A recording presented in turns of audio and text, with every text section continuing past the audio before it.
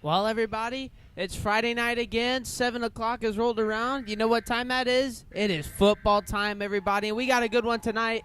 It's the Bruins versus the rivalry school to the north. It's the Danville Warriors. This is going to be a great game tonight, Mr. Spears. Oh, yeah, absolutely. This is a storied rivalry. 54 meetings, tied 27 apiece. This might be the last one they play for a little bit with some scheduling, new conferences, things of that nature.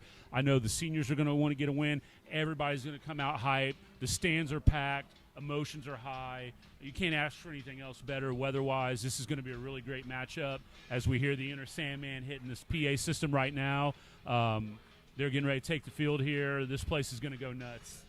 No, yeah, definitely. Like you said, inner Sandman playing. Now you see the Bruin tunnel thumping now as Danville enters the field, but we more worried about them blue and gold Tri-West Bruins. Yeah, and you can tell Danville's obviously 11 miles to the south of us. They brought a lot of people. Their stands are packed. Our stands are packed. As we talk a little bit, though, about the game lane, Danville's in an unfamiliar position coming into this game at 2-2. At this time of the season, they're usually sitting at 4-0, 3-1. They're a little up and down this year. They're led by junior quarterback Carter Ward. He helps run the run attack. They're really kind of balanced on offense. They've been running a lot more lately. We know that the Bruins had a little bit of trouble stopping the run against Triton Central. So we're going to really be interested to see, do they try to attack that part of the defense? How do we respond and shut it down? Talk to us a little bit on the offensive side, what we've seen so far this year from Jack Sorgi. No, yeah, definitely. Jack Sorgi, I mean, like we saw in the Triton Central game, he looked good in that first half, but then we saw kind of slowly faded away, and we saw our offense became stagnant. It's like you said, I mean, the defense, we have to stop the run, but our offense definitely needs to improve as well with that. But overall in the year, Sorgi 66% on throws, which is 66 out of exactly 100 this year. Already has surpassed 1,000 yards in 4 games with 1,192, 13 touchdowns, and only 2 picks. It's a pretty great stat through 2 weeks. Yeah, that's awesome. You know, when you're only turning the ball over twice as much as they throw it, that's great. The running attack is going to keep, hopefully, Danville honest, in terms of not, sending out their quarter and nickel defense all the time. Hopefully, again, our defense can hold up and slow them down. I think this is just going to be one of those games that ultimately might come down to who has the ball last. And we see that a lot, just back and forth, nerves, tension's going to be high, so we're definitely looking forward to that as they get hyped over on the other side. So we got about a minute and a half until we get to kickoff here. We're going to step away. We're going to get a word in from our sponsor, Police Performance, and then we'll be back for the opening kickoff.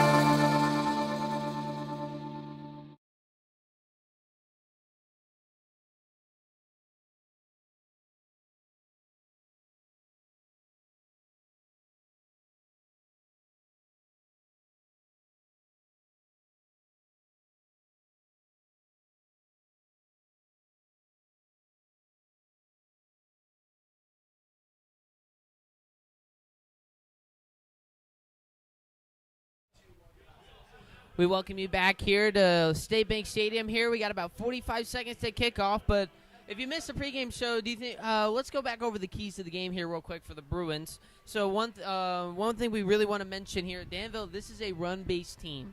Like you said, Carter Ward, the junior quarterback for them, he's a part of the rush game. Only threw 4 passes last game, so definitely if we can shut down that run defense, it's going to be looking really good. And kind of like we've mentioned multiple times in this broadcast, this offense needs to be on point tonight. This defense has got a lot of threats on the other side of the ball, so we need to be on point tonight with that.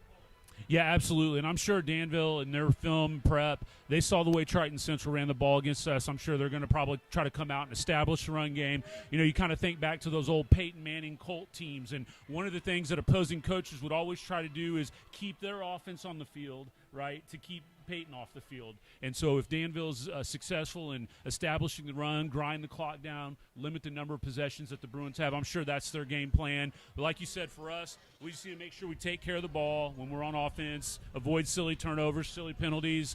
Defensively, we just got to come out, play solid, disciplined defense, wrap up and tackle. We can't let them break through tackles and get to the second level, and then really try to turn them over, right? Win the turnover battle, win the penalty battle. Those two things are huge into going to getting that W up on the board tonight. No, yeah, definitely. And kind of like we said at the beginning of the season, this defense was really testing the waters. But, I mean, we've seen this defense step up multiple times. We saw Jet Lawson last game at home. 2 sacks, the 2 pass deflections. He played out of his mind. Defense had a combined 2 interceptions, almost 3, but called on a flag on pass interference. But, I mean, yeah, if this defense can keep that same level, offense get to the same intensity, I think this is going to look great. Yeah, so we're set here, getting ready for both teams. They're in the huddles now on the sideline. If I saw right, it looks like we will receive the ball to start the game. So we'll see the offense out on the field first here. So we are getting the ref set for the opening kick. Both teams are out on the field. I'm ready to go. No, yeah, me too. One more thing before we get this game started. One thing I would like to point out. I want to see this Bruin offense. I almost want to see more of a Detroit Lions approach with Jahmyr Gibbs and David Montgomery. We've seen Wanson Hall show his talent there with his speed up close, so maybe they'll use Braxton more in the open field and Wanson close over the 50. But now it is now game time. 7 o'clock has struck. The sun is setting. It's a perfect night for football. Danville has the ball. We're underway here at Tri-West. Receiving it is going to be Wanson Hall at around the 8-yard line. He cuts back inside, going to break a tackle, but it's going to be down right around the 25. So Jimmy Sorgi will lead the offense out onto the field here, and pretty decent field position for the Bruins. We'll see what their approach is as they come out onto the field. I expect to see a balanced attack from Tri-West to start the game. You know, maybe look for a home run ball. Who knows? You kind of catch them sleeping a little bit. I think it's going to be really, really fun night tonight with some good football. No, yeah, definitely. One thing we've seen, I feel like, out of Tri-West, they always like to start these games off big. Like, we've seen them. They've taken deep balls. They've had a lot of big plays to start this game. Don't be afraid to see that here first game, especially against Danville. Yeah, absolutely. So the Bruins line up for their first play. 2 wideouts in the power I formation, going old school. Sorgi and Fleece in the backfield. And we already have a flag on the play, and we're not even 6 seconds into the game.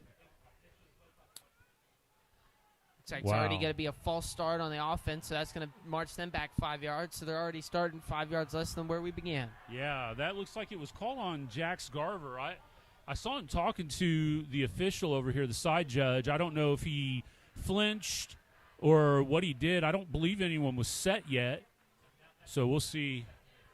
Every week there's a call that I think we're kind of shaking our head at.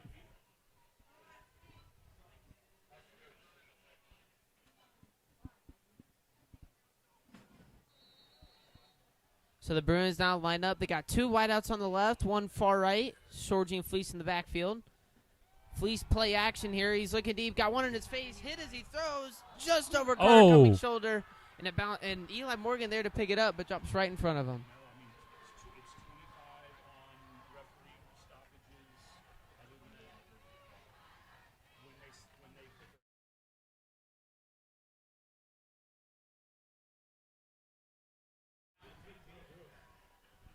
Boy, I tell you, that ball was almost caught. I mean, they must have blown the whistle as soon as it hit the ground, but Danville caught a little bit of a break there with that. Yeah, definitely. Sorgi also shows some pocket presence there. Defender right in his face, but still got the throw off as he was hit. So looks like same offensive set here from the Bruins here. 2 wideouts left, 1 wide right. Sorgi drops back this time. No play action, straight shotgun. Looking across the middle, he's got Garver. Ooh, big hit as he's tackled. Comes up there though, but another incomplete pass here is already going to be 3rd down and 15. Yeah, it's a little bit of an inauspicious start for Tri-West. You got the penalty right out the gate. You got a couple pass breakups. You get their defense kind of hyped. Jax laid out for that one to go up to get for it, and he paid the price for it, not able to hold on. I mean, there wasn't much he could do about that. That was a nice breakup there by the defense. No, yeah, definitely. Sorgi already 0 for 2 on the night. Looking to bounce back here. Again, same offensive set. Looks like gun doubles left. Sorgi drops back again. He's looking for Jax. He's got his defender beat, just overthrown. Yeah. A costly error there is going to force the Bruins to punt here, and already a 3-and-out drive for the Bruins on play on play drive number 1. Yeah, good play call right there. They got Danville in man-to-man coverage. There was no help over the top there with Jax. He was isolated on the corner. They ran a little stunt blitz up front that didn't get home. So Jack Sorgi had a clean pocket to throw, looking for Jax. He just overshot him a little bit. So Cole Craig going to come out with the punt team, punting from the 7. He gets it up. Going to drop around the 50. Good bounce. Bruins are going to let it roll. Danville not going to return it. It's going to stop at around the 34-yard line of the Bruins. So Danville, first time we'll be able to see their offense tonight, again, starting from the 34-yard line. And one thing we would like to point out, I mean, like we said multiple times tonight, again, this is a run-heavy team. So we want to see this Bruins defense come out firing kind of like Danville did, see if we can match that intensity to get this game going the other way. Yeah, and, it'd be really interesting to know on that coin toss who won the toss. I would imagine that Danville won it and probably deferred. I think it really helped them to get their defense out on the field first here. They got a little bit of momentum. Their crowd's behind them, so hopefully we can match that intensity here on defense. Here come the Warriors with a run already. First play, run to the right. Going to stop at about the 41. Going to be a gain of about 7. That is number 4 for the Warriors, number 4, Min Vu. Well, he's a big boy. They got him listed at 5'8", 210. That's a bowling ball right there. Oh, yeah, definitely. So Danville lining up for their second play of the drive, a 2nd and 3 here. Looks like a pretty similar formation. Strong side right with 2 receivers out wide. Motion for number 29. Fake halfback toss wrapped up right at the line, right at the first down marker, but still going to march across for the first down. Yeah, just a little inside run there, right up the middle, real quick hitter. Didn't really get met until about 4 yards down the field. So you can already see right out of the gates they're going to test this run defense, and it's going to be a long night for the Bruins if they can't get them stopped short on 1st and 2nd down. If you get these guys into 2nd and 3rd and short, that's not a good recipe when a team runs the ball the way Danville does. No, yeah, definitely. Danville now, only one wide out, far left. Going to have in a fullback formation again. It's the fake jet sweep, but going to be a halfback counter. But there is a flag on the play and a false start on Danville, going to push them back 5 yards.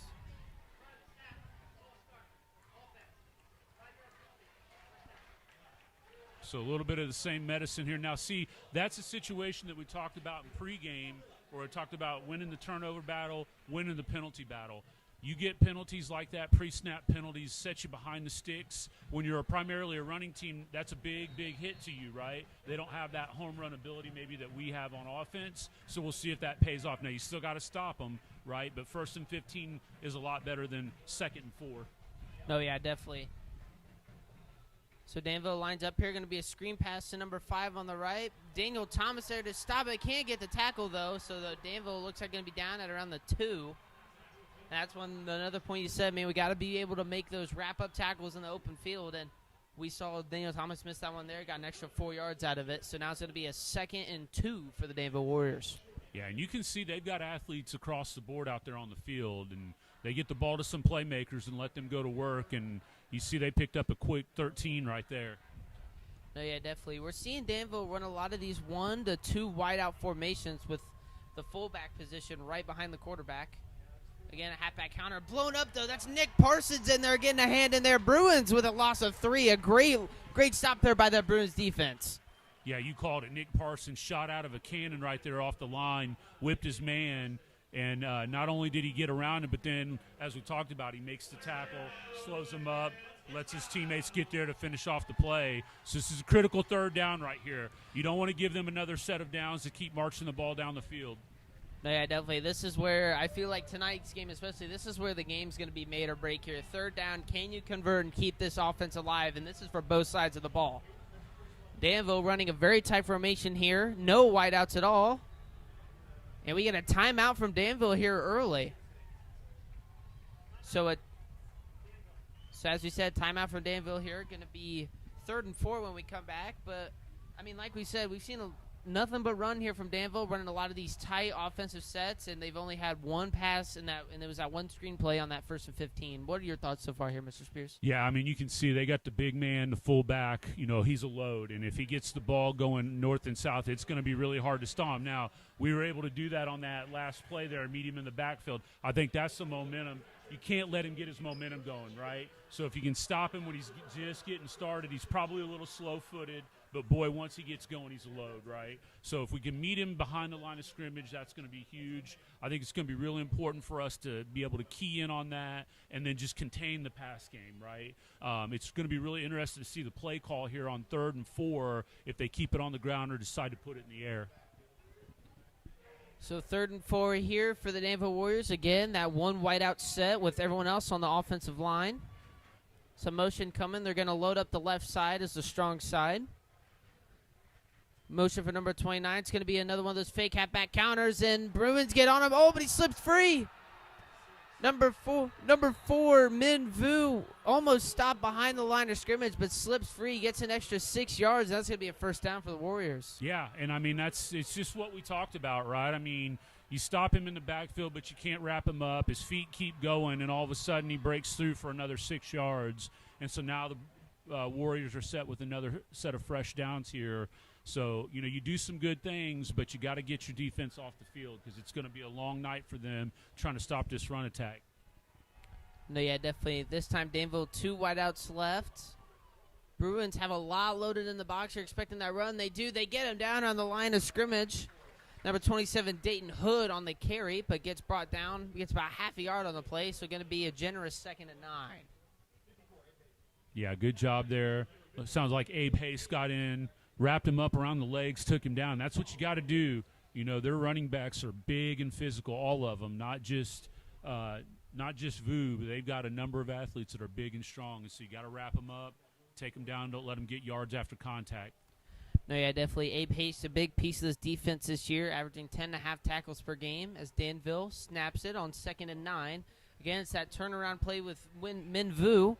He's going to get wrapped up at around the 33 for a gain about 5. So, again, we got another 3rd and 4 situation here. This time, Bruins need a stop or else Danville's readily approaching the red zone.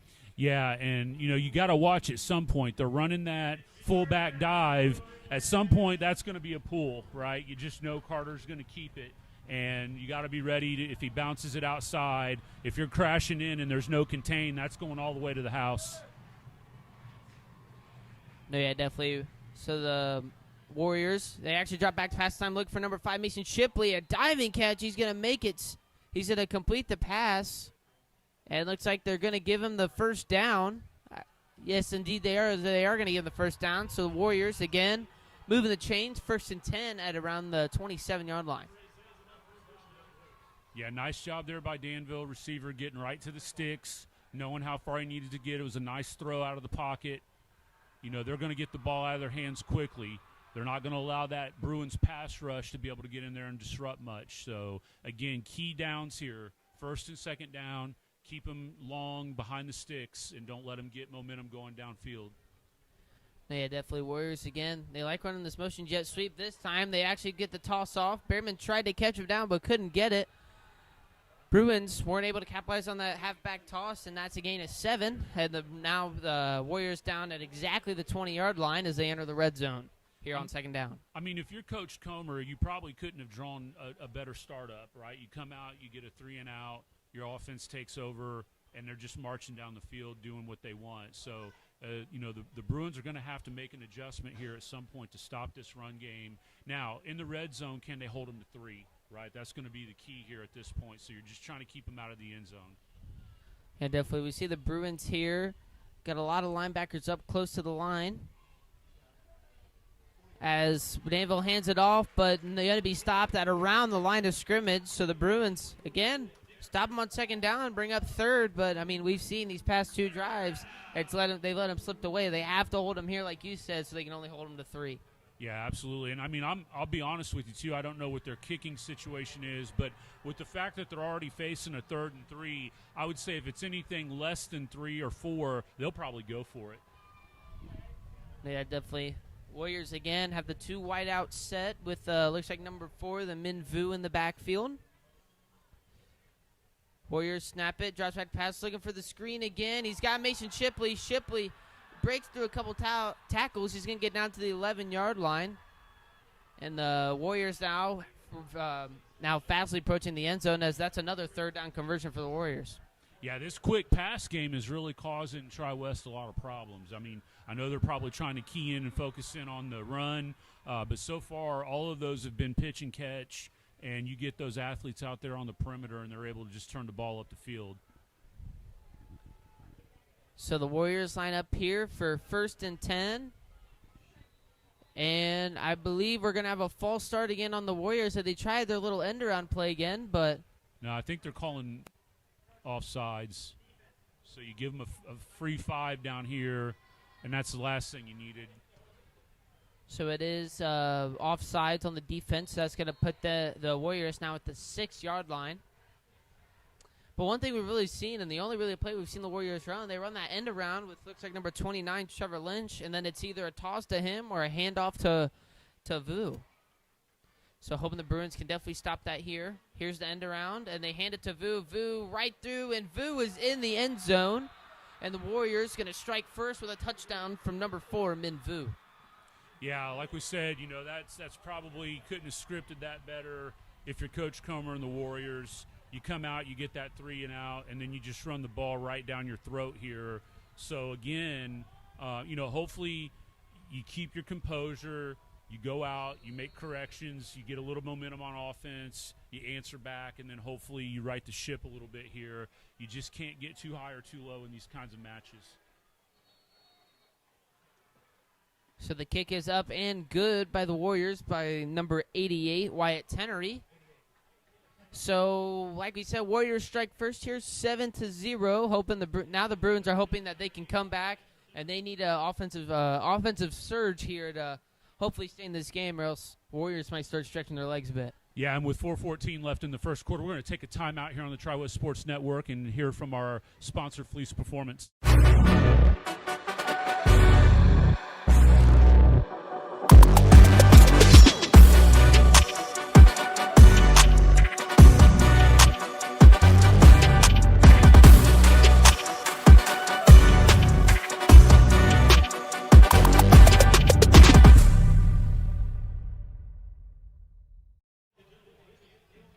So we're back here at State Bank Stadium after the Warriors take a 7-0 lead off of a 4-yard run from number 4, Min Vu of the Warriors.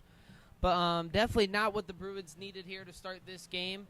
Definitely needed a stop there or an offensive surge on that first play. But hey, 7-0, not the worst position to be in. All we can hope for, or not all we can hope for, but what the Bruins need to do now is march down and get another score here. Yeah, absolutely. We just got to focus on controlling what we control, make adjustments, settle in here a little bit.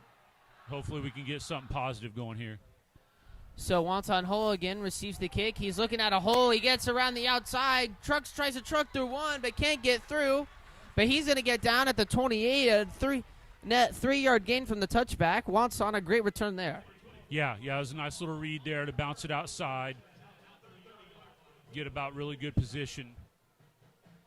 So the Bruins, again, at the first play of the drive, they were had a 5-yard penalty there on a false start, not the start they wanted. So hoping now that they can get a more positive start and hopefully start moving this ball down the field, get some momentum, because we definitely saw the momentum shift multiple times into Danville's favor, and that really showed on that first drive. Yeah, and what's going to be really important here is to keep the defense off the field for a little bit, get those guys that are primarily defensive players a little bit of rest. So Sorgi going to pass to Garver for a screen pass. Looks like he's going to actually lose a yard. So going to be 2nd and 11 here on the second play, or the first play of the second drive for the Bruins. But yeah, definitely. That was another key thing. Would we see Jack Garver have a resurgence like he did against Triton Center before his injury? And we've definitely seen that Danville's trying to keep him blanketed. Yeah, it'll be interesting. I mean, he's been targeted a couple different times here already early. Will Sorgi start to look at some of his other threats that he's got available in the bag here? So the Bruins here got 2 wideouts left.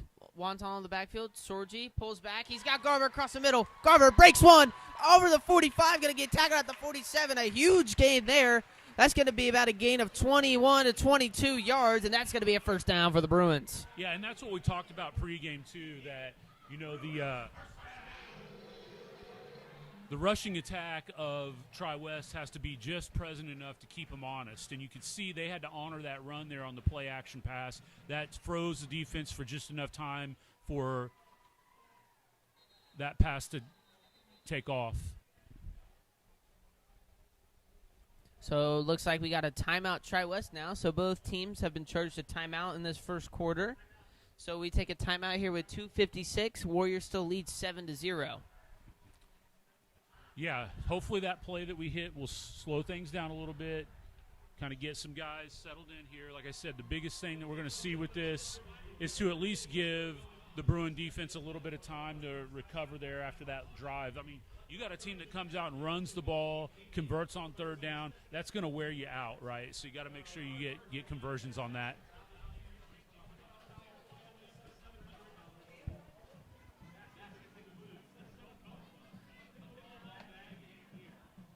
So the Bruins are breaking the huddle here. Warriors are still huddled over on their side. We'll be at 1st and 10. I'm not sure what that timeout was all about. I don't know if there was a personnel problem. I know Jax was kind of talking to the official. I don't know if he's had some trouble getting the call. You know, a lot of times when a receiver lines up, they're telling the ref if they're on or off on the line of scrimmage because that's a formation issue. And so I've seen a couple of times where I don't know if that official's just not communicating with Jax or Jax isn't communicating there, but hopefully we avoid those alignment penalties. So Sorgi hands the ball off to Wonson. Wonson tried to give the defender the stiff arm, but luckily grabbed onto said stiff arm and drug him down. But Wonson's still going to tumble for a gain of 1.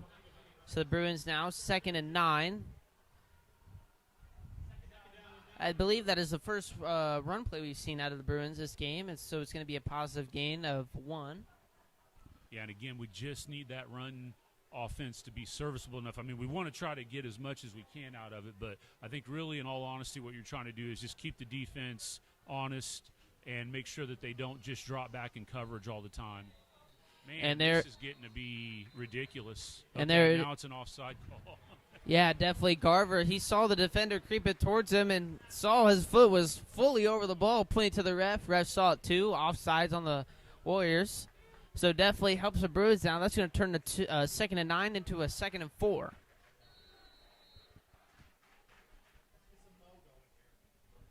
So the Bruins definitely hoping to use this to their advantage here as we're forming up in the I formation here. Sorgi under center this time. Sorgi snaps it. Halfback power to Wonton. Wonton bounce it around the outside. Wonton, he's got a hole outside. He's going to step out of bounds, but he's got another huge gain. Going to be for about another 15 yards, and Bruins going to be down at the 35. Nice job there by the offensive line and the outside guys to not get holding calls. When you get those types of bounce plays, those outside zone runs, you're blocking out in space, and the refs are watching. Any kind of reach and grab is going to get a penalty thrown. So nice job there by those guys to not draw that holding call and get Wonson the corner or the edge there to get up the field. Definitely. So the Bruins this time only have a wideout on each side. Hand the ball off to Wonson again. Wonson again bounces outside. He's going to get a block from Garver. Going to try and follow him through here. Going to be a gain of about 9.5. Going to be 2nd in inches for the Bruins. So we're slowly starting to see the Bruins settle in a little bit on offense, get their footing here a little bit, running the ball successfully, and now starting to maybe get the ball into some other people's hands too, which, again, that throws the defense off. If they're queuing in on Garver, if they're queuing in on Wonson, look for someone else to break free here, maybe like Carter or Eli. Yeah, definitely. 2 receivers outright, Carter and Morgan. Sorgi, play action, drops back, plenty of time in the pocket. He's looking to the right side. Cummins gets both feet and bounds. What a catch. Going to be down at the 19-yard line, and that's another Bruins first down. Gain of about 13 or 14 yards there. Yeah, we talked about this last week at the Speedway game. That's a Division I throw. I mean, he threw a rope right there. Before Carter came out of his break, he put that right where it needed to be, and that was about a 50-yard throw across the field to get where it needed to be. So the Bruins line up again. Wanson, Sorgi in the backfield. Garver and Morgan line up on the left side of the field. Cummins on the right. Blitz coming. Blitz for Sorgi. Sorgi tries to put it into Garver's hands. Couldn't get it there as he was definitely being rushed by what you said, the blitz there coming from the Warriors.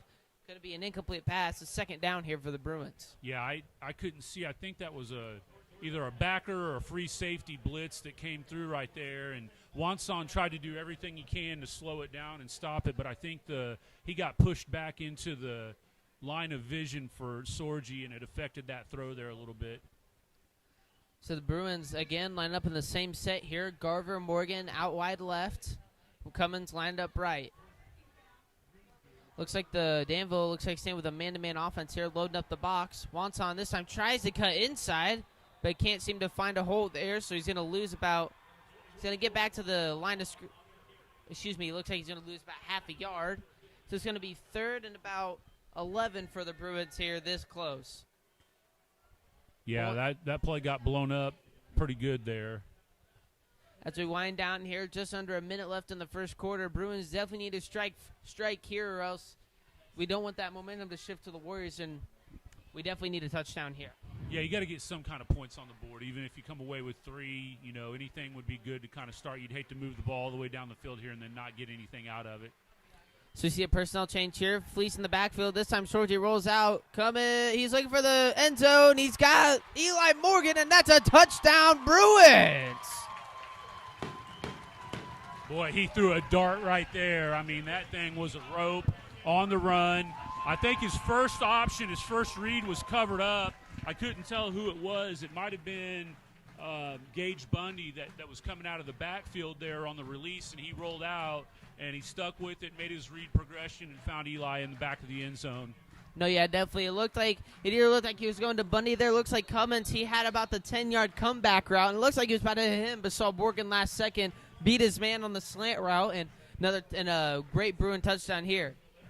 So Jax Clayton coming onto the field for the kick. It is up and good.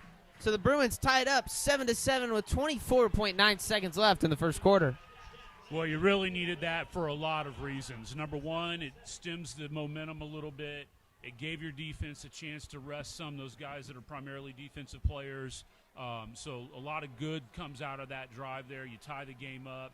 So nice job by the Bruins to not get too down, right, with the start that we saw there, right the ship a little bit. Now let's see. This is what this game is going to be. It's going to be a heavyweight, showdown. And if you've watched those UFC or boxing matches, some guys land a big punch. Next guy comes back, he lands a big punch, right? That's what this is going to be. There's going to be haymakers thrown all night long. So good kudos to them for staying even-keeled and coming back and putting some points up on the board. No, yeah, definitely. And I think the Bruins kind of caught the Warriors off guard there coming to the end zone as it seemed like the Warriors kept loading the box more and more and more, adding more people up to that line. It looked like they had 6 up front at one point.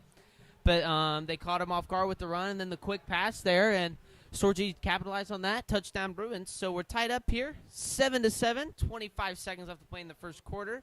Mason Mendenhall, newly acquired kicker for the Bruins. He lines up on the field. Yeah, this is something that we highlighted out of the Speedway game. His leg off the tee here really helped set Speedway back on offense.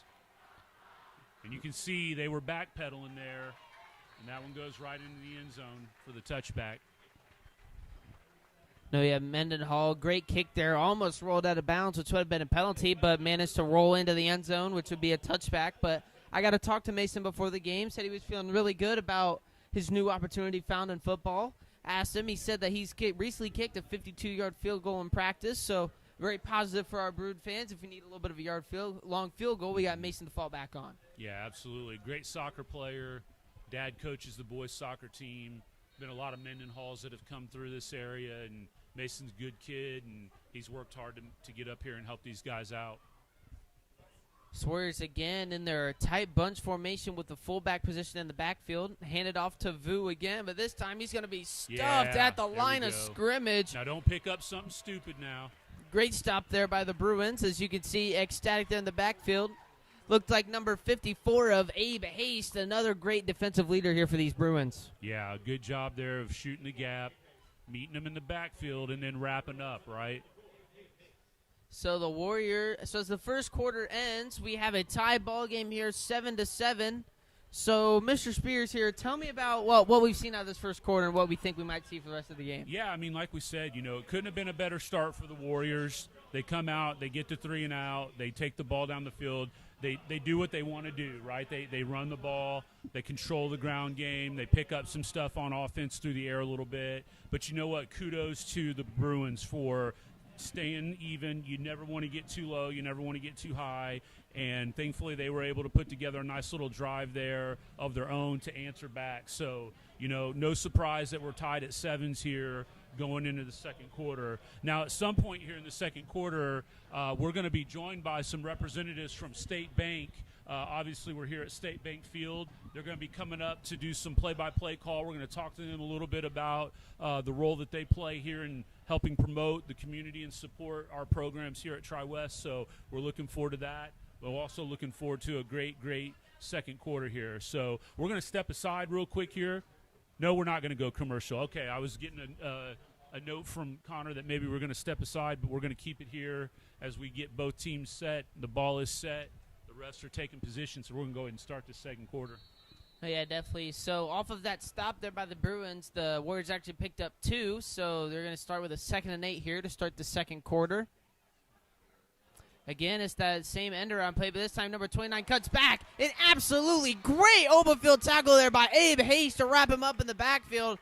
Going to push him back to the original line of scrimmage. It's going to be a 3rd and 10 here for the Warriors. Abe Haste playing out of his mind right now. Oh, absolutely. An animal. He's a wrecking ball out there right now, and that's what it takes, man. You got to have somebody step up, and, he looks like he's playing that Will or Mike. I can't remember. I can't see which position he's in, linebacker.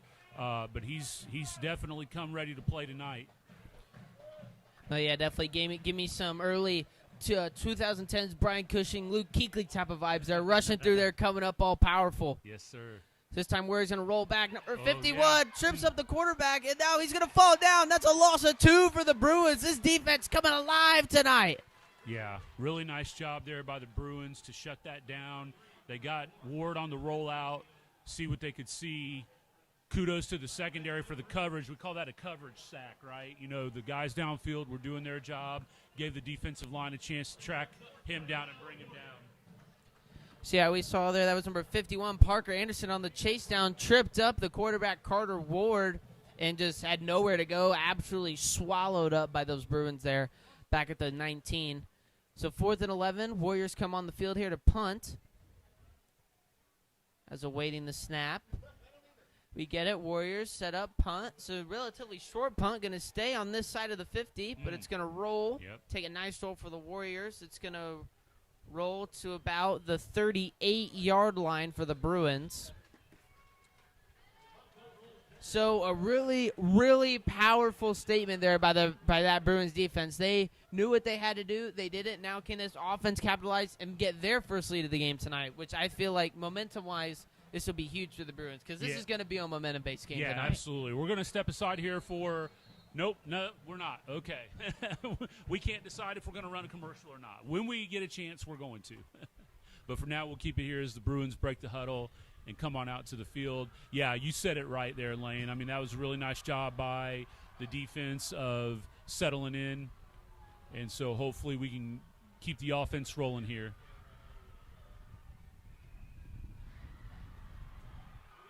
So Sorgi gonna fake handoff there to Wonton. He's looking deep. He's got Cummins. He's got his defender beat. What a catch! He's got it down at the 25. What a catch there by Carter Cummings. Yeah, nice job. One-on-one.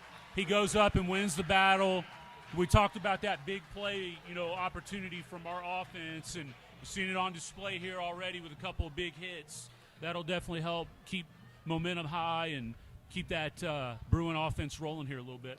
Man, these Warriors, they keep getting eager. They try loading the box, try to get to Sorgi under pressure, but, man, they keep leaving Jack Scarver and Carter Cummings. We know these guys have got speed. They keep getting out over the top.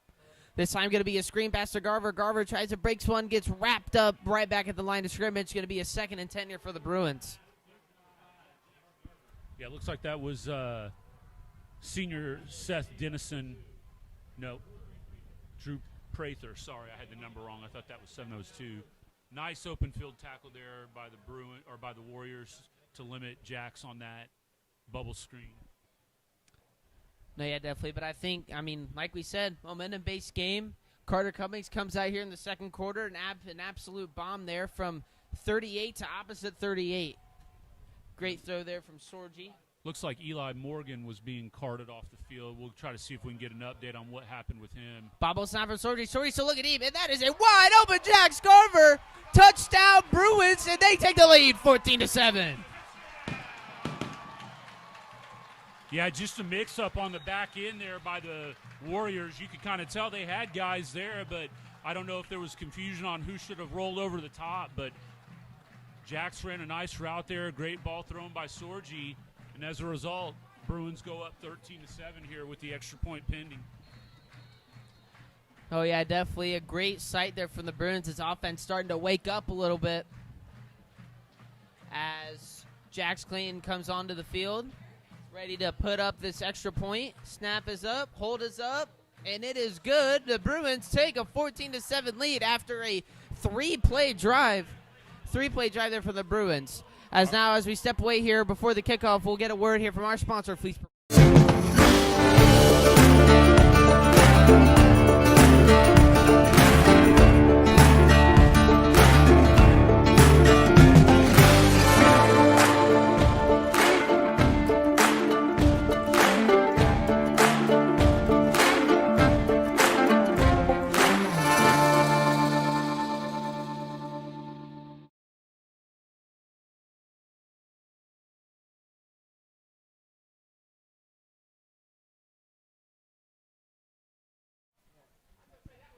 All right, we are back here at State Bank Stadium as both teams come out for the kickoff here after the Bruins score their touchdown to go up 14-7. Lane, we were talking off camera here a little bit about what you're seeing as far as this Danville defense and how they're trying to attack this Bruin offense. And other than that opening possession, it really hasn't worked out well for them. No, yeah, definitely. I've seen a lot. I've seen up to 6 men in the box there, which means they're all just up there on the line of scrimmage ready to overpower this offensive line. But, this offensive line is really stout, loaded up with a lot of talent up there. So, it's hard to break through there. We've been able to get those passes. So, Danville going to receive the kickoff. They're going to gain a few yards. Still on his feet. Going to, looks like, be brought down at the 36-yard line after breaking about 3 or 4 tackles. So, a great return there by the Warriors. Yeah, it looks like Mason got that one up in the air a little bit. It was a little bit of a shorter kick. We do have a flag down, though. This is in the vicinity of where the tackle happened, so you wonder if it was possibly a face mask or could be a hold. We'll get the call from the official here.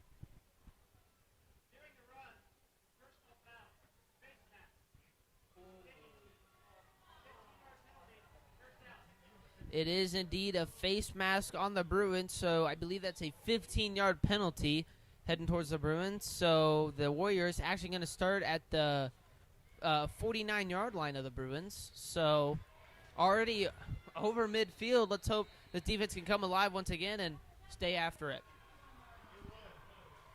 So the Warriors here line up again in this bunch offense. 20 on the end around. They're going to give it to Vu. Vu, nice outside run. Looks like he's going to get tackled at around the 43. Going to be a run of about 6. Yes, that is indeed 6-yard run there for Min Vu. So 2nd and 4 coming up here for the Bruins. And that's the rough thing to stop. As a fan, you look, you're like, they're running the same offense. Why can't we stop this? But, it's really hard. We've seen them run both this end-around run, but they've also run that halfback counter. They've ran the halfback toss, and they've gotten plenty of yards out of it. This time, going to have an opposite end round, but an inside quarter of Vu. A nice tackle there by, looks like, number 51. I believe that's Parker Anderson, but still not enough to stop the first down. The Warriors move the chains. Going to be stopped right around the 35-yard line. Yeah, this looks real similar to the offense that Weibo runs. It's kind of a flex option offense. You've got a couple guys that come in motion. Like you said, you can run the pitch, you can run the option, you can run the dive. So, I mean, we've seen it, but Danville obviously has a little bit better athletes running it than what Webo did. And so everything happens a little quicker, a little stronger. The Bruins can handle it, though. So Warriors again going to hand it off. Going to be another run there from Min Vu. Going to be a gain of about 7. The Warriors again adding more yards to their total. Going to be down at around the 29. Going to be a second and about 4 here coming up for the Bruins. Yeah, Danville just doing a good job of getting the ball right up the field, north-south running.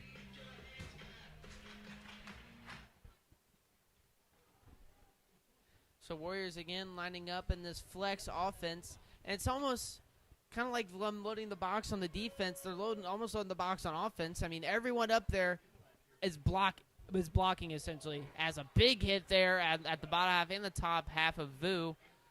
Bruins going to stop him. Looks like going to be about a gain of – actually going to be a first down, so a gain of 4 exactly.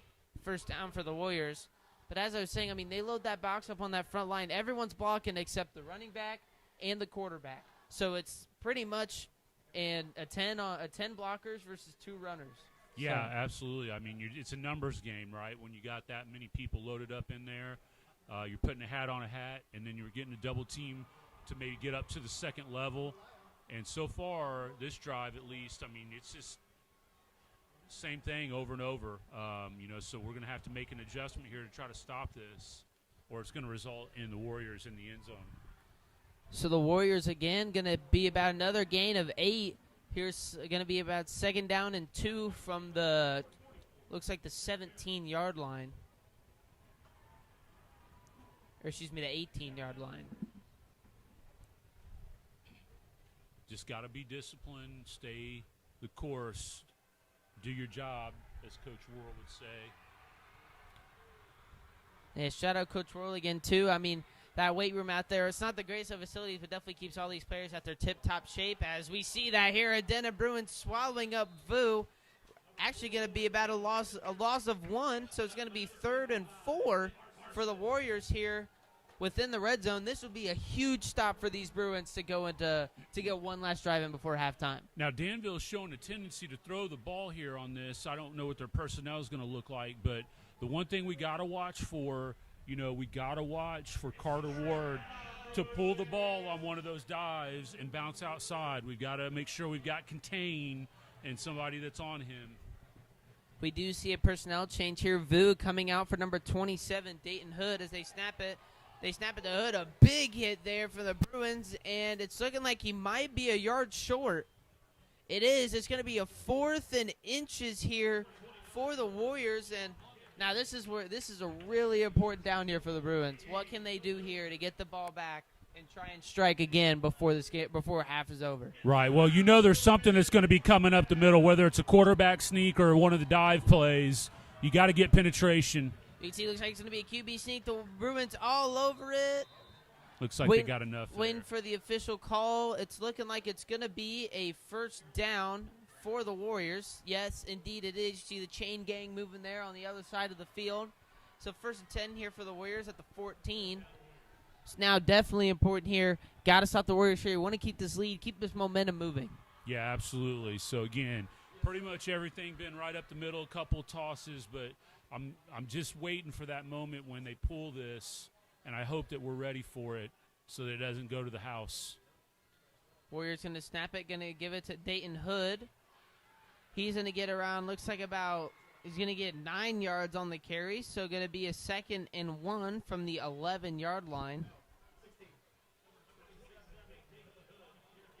So definitely not what the Bruins wanted to see here this late into the half, as we have 3:40 left to play. Quick moving game. I mean, you got a team that's running the ball the way Danville runs it. That clock's going to keep ticking. No, yeah, definitely. So looks like getting an audible here from the Warriors as quarterback Carter Ward's aggressively jolts up from under the center. Waiting for the call as the play clock dwindles down. Or it looks like they're going to take a timeout, run out the clock a bit. All right, well, with that timeout here, 3:15 in the second quarter, we will take a break here on the Tri-West Sports.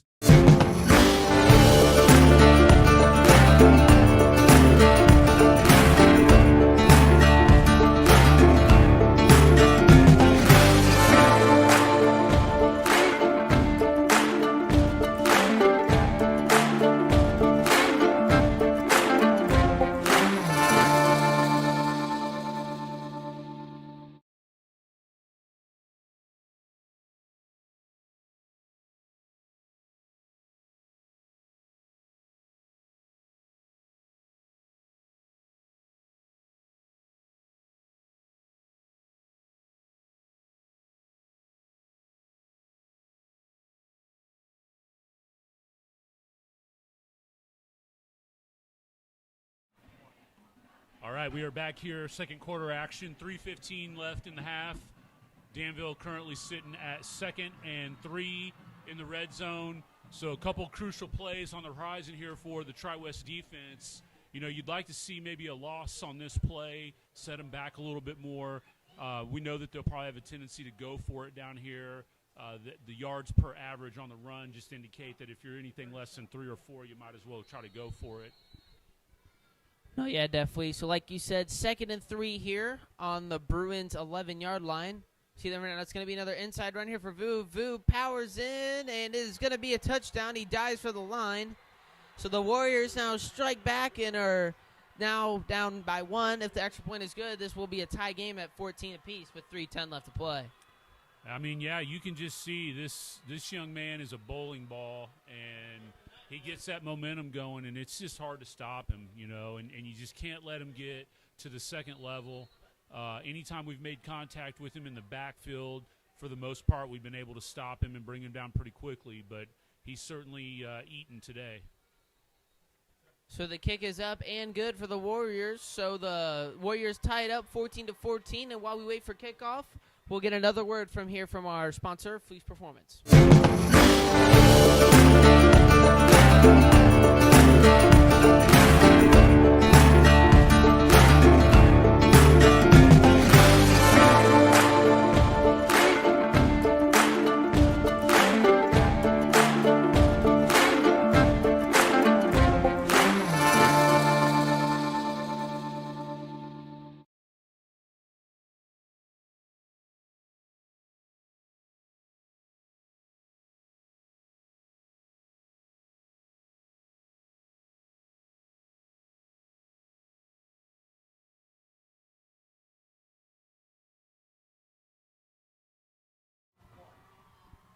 So we are back here at State Bank Stadium here, ready for what might be the penultimate kickoff before halftime here as the Warriors set up to take it back to the Bruins.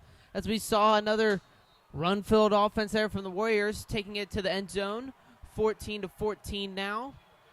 Now this is going to be one of the most important drives of the game for the Bruins. Can they come away with a lead, or can they keep it, or will it stay tied and the Bruins hopefully take something here, as that's a great start there for the Bruins as a free kick out of bounds is going to put the Bruins at the 40.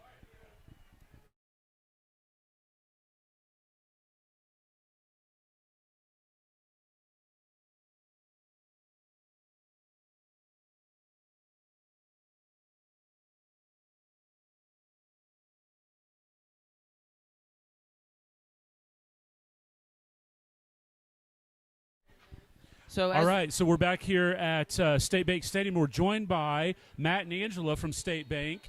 These guys are tremendous sponsors of what goes on here, helping us athletically, helping us academically here, great supporters in the community. Guys, tell us a little bit about your role with State Bank. Hi, so my name's Matt Price. I'm the new president of State Bank. Been there since April, and we really appreciate being out here this evening and enjoying the community spirit, and it's a great night. Go, go, go, go. Brought us some good luck here. Woo! Touchdown play by the Bruins. Yes, sir. All right. Yeah. We love it. We love it. All right. And Angela, how about you? I am business development for the bank. So I've been around for about 7 years. Okay. So I was here when we started this relationship with you on the field. So it's been a lot of fun watching it grow and Your teams are amazing. The field is amazing. The facilities are amazing. The fans, right? Like, Yeah. And what a night to be here on the Danville Tri-West game. This is super exciting. I think I've begged for this for about 4 years to be here this night. Yeah, well, we're glad we could make it happen. We know how much community means in suburban counties, and to see communities come together for events like this, and for an organization like State Bank to be a key part of that, we just can't say enough for the partnership that you guys have forged with us. So we thank you so much for everything that you've done. Yeah. Yes, thank you for being here tonight. Anything else you want to let us know about what's going on with State Bank? How's things on the business side? Business is great. We're in a really strong community, and we just love investing in this program, and hope for it to continue for many years into the future. Awesome. And hey, go Bruins. That's right. Go Bruins. We love to hear it. Well, we saw you guys interacting with the fans down there, our student section, shooting the cannon, getting the section set up down here in the end zone. So great presence by you guys. Thank you so much for being here this evening. We really appreciate it. Yeah. Yes, thank you. All right, that's Matt and Angela with State Bank, a proud sponsor of Tri-West Sports, and we thank Coach Fry for setting that up as well here up in the booth. So, hey, like we said, they brought some lightning up here, right? Oh, yeah, definitely. One-play drive there, as we said, from the 40 up to the free kick out of bounds. A nice shot there by Quentin Alexander. Again, beats the defender over top. One cut out to the sideline. Boom, touchdown. Great drive there. That's a 60-yard touchdown on one play. So Tri-West kicks it off here to Danville. Going to be received. And he cuts back to his right, runs into one of his defenders, breaks away, but hangs on. What a tackle there by Cole Craig. Way to hang on and keep him away from that end zone. Looks like that was number 23 on the Danville. Looks like Griffin Hackelman, I believe that was. Hackelman, again, another name in the Danville community that's been around for a long time, so I'm sure he's part of that lineage. Now here, I want to say something, and I hope I don't jinx it here. It's not really too big of a hit there with that return because you don't have a quick strike offense, right? I mean, it would be one thing if you had like what the Bruins just had, but hopefully if we come out and just play good, solid, disciplined defense here for 251 and not let them grind their way down the field here and put another 7 up, because they will get the ball to start the second half. No, yeah, definitely here. So the Bruins, looks like they got 3 up front. Blitz coming. Try to trip up Vu at the line. Vu keeps his legs sure that he pushes through. Looks like that's going to be about a 5-yard run, going to be down at about the 47. So, indeed, going to be 2nd and 5. As, again, it's like the Bruins can get a paw on him, but can't seem to bring him down as Vu just keeps his legs short. And it's like you said at the beginning, 5'8", 210, that's a bowling ball. Yeah, absolutely. You can tell this young man keeps those legs churning. You cannot hit him up above the waist and bring him down. So, again, this time going to be an inside run here. Now going to be 3rd down. Going to be down right at the 50, so a gain of 3, 3rd and 2. And like you said, these guys have a quick strike offense. If this Bruins defense could get a stop here, this is going to look really good for them. But I'm going to go out on a limb here and say Danville's going to pull another run out the play clock timeout here, just try and get the Bruins as little as possible if they do stop them on this 3rd down. Yeah.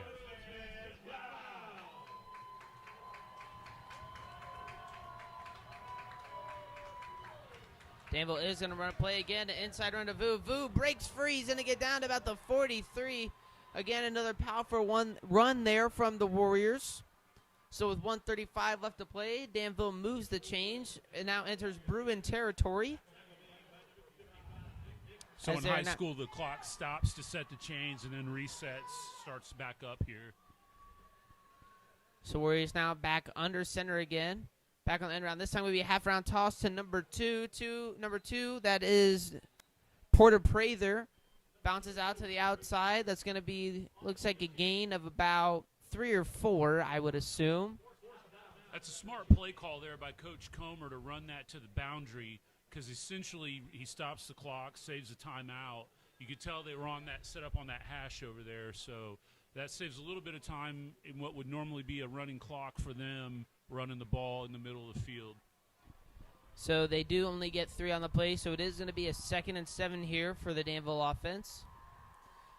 Danville gives it to Vu again, but this time a nice A nice stop there by Denver Bruins. I'm looking at Abe Haste. I'm seeing Nick Behrman. I'm seeing a whole lot of them stopping Vu for only a couple yards. This is going to be a third down and a very, very good 5 for the Bruins defense. That looked like the old Oklahoma drill right there. Two guys just colliding with a head of steam there. Hopefully we can shut this play down right here. So this time I would again look for this screen play here. You see the wide receiver number 5, Mason Shipley, who's received the screens. There's a comeback route. He's looking for Shipley. Now he's flushed out. That's going to be a sack. No, he stays up. Stayed up. He's going to get it off. He's going to get the pass off to Shipley. Jet Lawson with almost a sack, but Carter Ward stays up. Shipley with a great pass. Way to keep – I will give kudos to Danville. That was a great way to keep their composure. That's a gain of about 15. But, I mean – man, that is so unlucky for that Bruin defense. That would have been a absolutely tremendous play to get Danville off the field. Yeah, absolutely. So Danville now takes his play. They're going to run it up the middle. They're going to get about 4 or 5. So now it's going to be second down here as we wait for the play call. Looks like a timeout going to be taken by Danville. We'll get a word from our sponsor, Fleece Performance.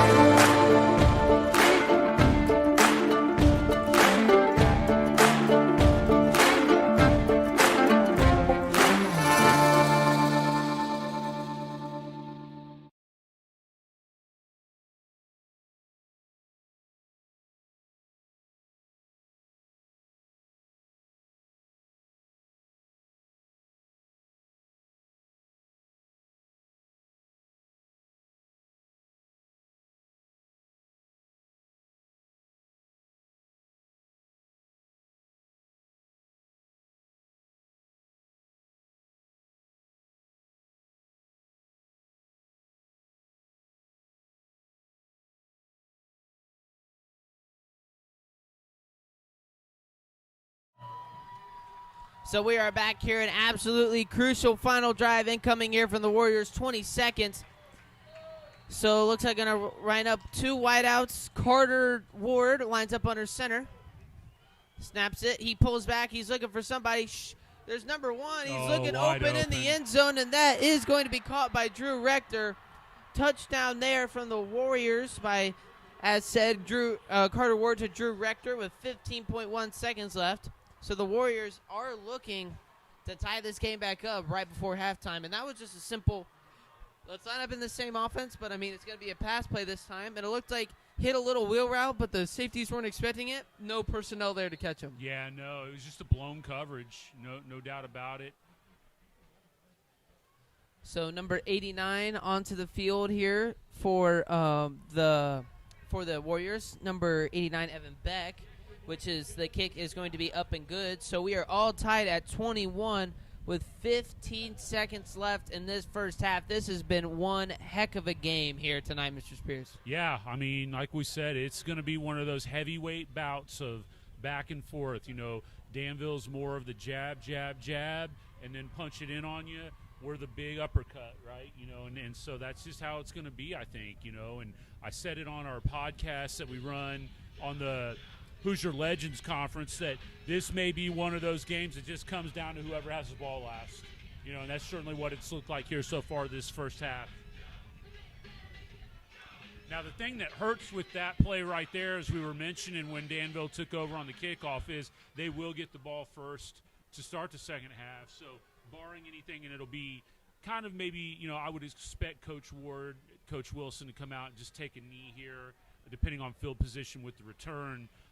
You probably don't want to get anything too crazy here, but you'll be giving the ball back to the Warriors to start the second half. No, yeah, definitely. So the Warriors lining up here for a kickoff. 15 seconds. It's actually going to be a squib kick.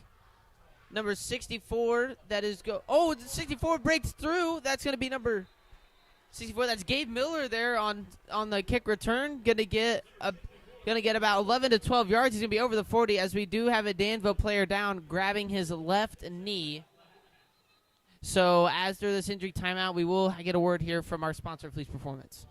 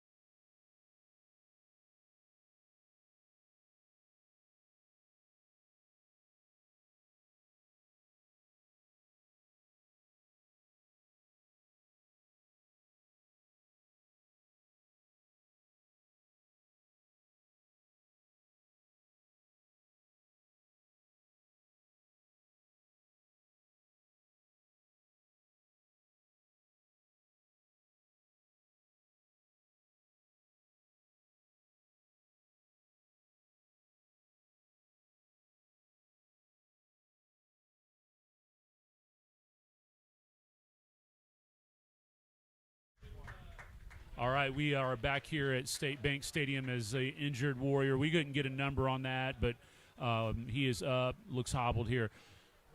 17, that's Brooks Miller, it looks like, for the Warriors. Maybe a special team. He's a freshman.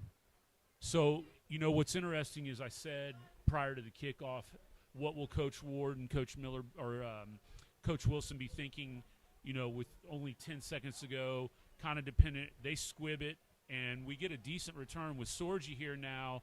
You can run a quick out maybe, save yourself about 5 or 6 seconds, and give yourself a chance at a Hail Mary. And we've already seen that we've got the speed to be able to break through, and we've got the athletes that can go up and get a jump ball. So it'll be interesting to see what we try to do here with 10.4 on the clock. No, yeah, definitely. And we saw the Triton Central game even when we had 2 seconds left on the clock. A 49-yard catch there by Eli Morgan. Hope we could do that again. Sorgi dropping back. He's looking over the middle. It's going to be intercepted. He's going to stay open. Wanson Hall going to bounce him out of bounds with 1.4 seconds left on the clock. That is very unfortunate. I couldn't really get a number on who that was that intercepted it. It looked like number 24 of Lucian Taylor by my eyes, but not certain of it. Yeah, I think that was a miscommunication there with the receivers and Sorgi. He's over there talking to the coaches on the sideline, and you can see he's kind of pointing out maybe what he saw in the coverage and what the receivers did. Now he's going to be talking with those guys a little bit over there. So, again, 1.4. It doesn't kill you because I don't really see, I mean, unless they try to run a Hail Mary here, they may just come out, take a knee, go into the locker room. You just got to be smart here if you're the Bruins. Play deep. Don't let anything get behind you. But, yeah, kind of unfortunate there with whatever happened, whether it was a miscommunication on the route. I mean, it certainly looked like that because that was thrown directly to a Danville guy. I mean, that wasn't a competitive jump ball that was taken. I'm guessing that was some kind of a miscommunication there on the route and what maybe Sorgi saw with the coverage. No, yeah, definitely there. Everyone looked. They saw the deep ball, and it looked like someone was there. But then he cut back on the comeback route. Sorgi thinking he was on a go. So as the Bruins come out of their timeout here, the defense looking just need one stop here, like you said. Either just need to stop the run, or just it's looking like they're staying really deep here. Got 2 safeties over top and some DBs deep, making sure they can't pass it deep. So it looks like they're definitely more banking on the run than the pass. But Danville, first time lining up in the shotgun. They got gun bunch trips right. So Danville drops back to pass. They are looking for something here. Danville tries to sack him right, rolling out to his left. Still looking. Gets touched. Still rolling out. He's going to slide to a stop to run out the clock. And that is going to be the half. 21-21. This has been a barn burner so far, Mr. Spears. It has been punch after punch, blow after blow. Who do you think's going to – what do you think the coaches are talking about going into halftime here? Yeah, I think, both coaches are going in just saying, hey, we're 0-0 coming out in the second half, and so you just got to execute, work your game plan. I'm sure there will be some minor adjustments on the Bruins side to maybe try to stop that run. I'm sure Coach Comer's going to be over there coaching up his defensive backs about how maybe they can bracket some of those athletes that we have and, maybe try to contain Sorgi in the second half with that offense, grinding down, keep him off the field. Like I said, I think it's going to come down to who's got the ball last. So ought to be an entertaining second half. No, yeah, definitely. Well said there, Mr. Spears. Well, we're going to step away here for halftime. We're going to hand over to our PA announcer as it is youth night. So enjoy the show from the youth cheerleaders. I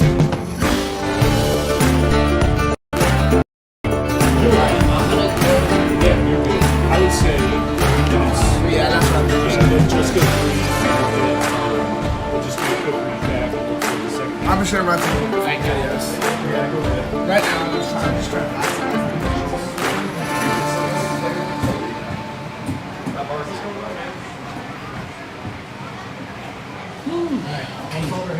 I'll tell you, the one thing about this is like the distractions. Trying to focus on the game.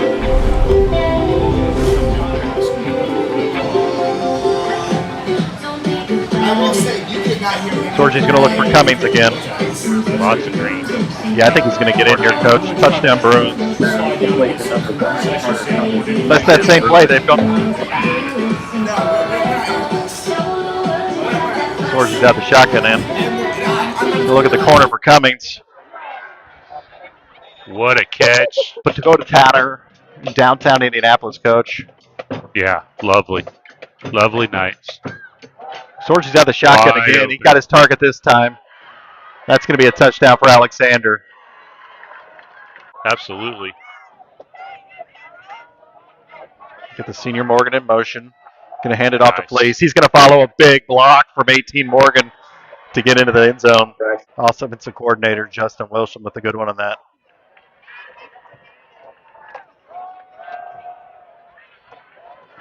That's going to be Hall to the outside. He's going to find the end zone for another touchdown for your Bruins. Poor goes into these nights. Absolutely. Sorgy out of the shotgun. 6 seconds remain. He's got his guy. Look at this. Hits his target. Who's that over there, Coach? Is that Touchdown.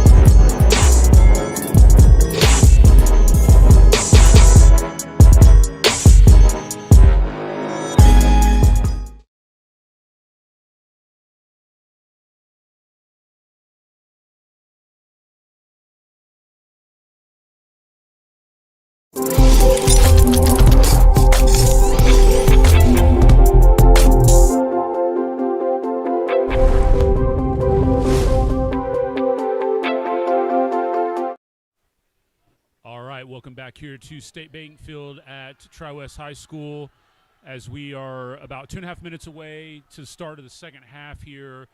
Tie ball game 21-21. Just want to kind of go through a couple of updates here. We did get an injury update on senior Eli Morgan. It sounds like a chest injury for the senior. He is doubtful to return. The Bruins and the Warriors are tied at 21 apiece here.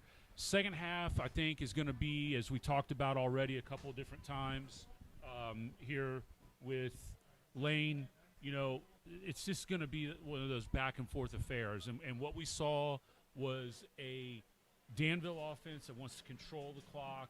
Their ground game is really, really well run. The Bruins having that kind of, quick strike offense. Minimizing, we talked about turnovers and penalties. We don't have official stats with us, right? But it feels like penalties were fairly even. I think both teams had a couple of offside false start calls. As far as turnovers go, then we did have the one interception from Sorgi. No turnovers for the Bruins or for the Warriors that I can remember. So, pretty close, pretty even, which is what we see on the scoreboard. Lane, what are your thoughts as we approach 1 minute to go here? I'm sure they might add a few more minutes back on the clock as the Bruins aren't even out on the field yet here. What are you looking forward in this second half? No, what I'm looking forward to here is, it's obviously we've seen it in the first half. This is going to be just a game of attrition, I feel like. It's who can move the ball the best, who can score the most. Obviously they've had the penalties, but the penalties have stayed pretty even. But, this is already 21 points, a little bit, higher you see for a high school football game. But for both of them to score it in the same amount of time is actually really impressive. And what impresses me is it's two totally different types of offense. It's like fire and ice.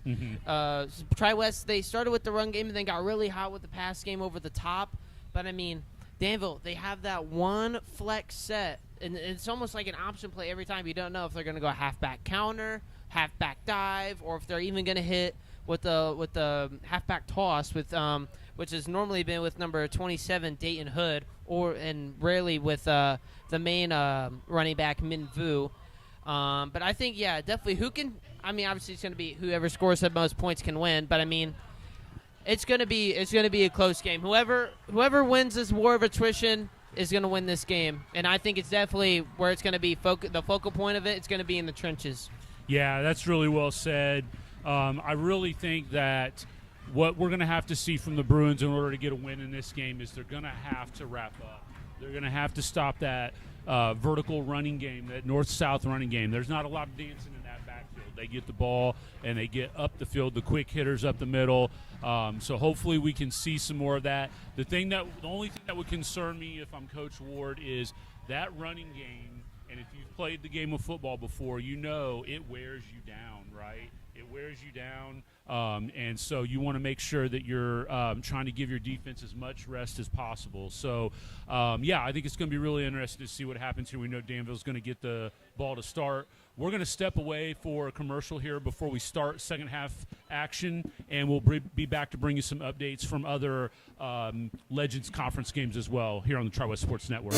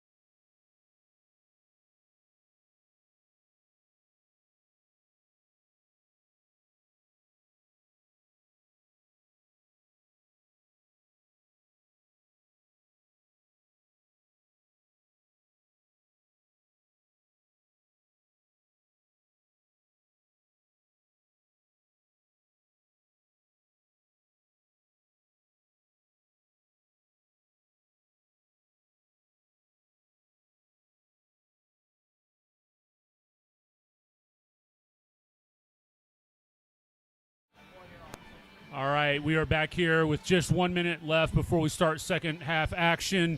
Both teams are on the field warming up. We want to bring you a couple of Hoosier Legend Conference updates from information that we've got.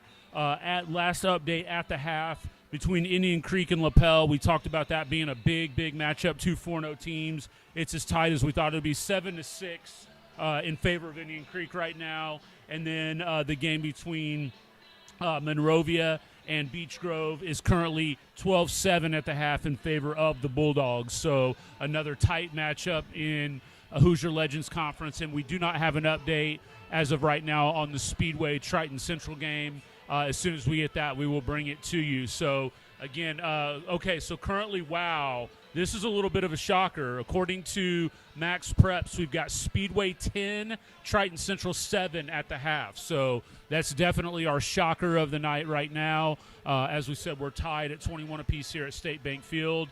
Zeros hit the scoreboards. Both kickoff teams are getting instruction. Lane, strap it in, buddy. It's going to be a good second half. This is going to be not a dash, but going to be a strong jog to the finish line. I mean, Danville got the run. Tri-West has got the pass. I mean, it's kind of like I said, it's fire and ice, and what element will prevail. Yeah, absolutely. Well said. So I'm excited to see both teams compete and see who can execute and come out on top here as both teams jog out on the field. The Bruins will kick from south to north.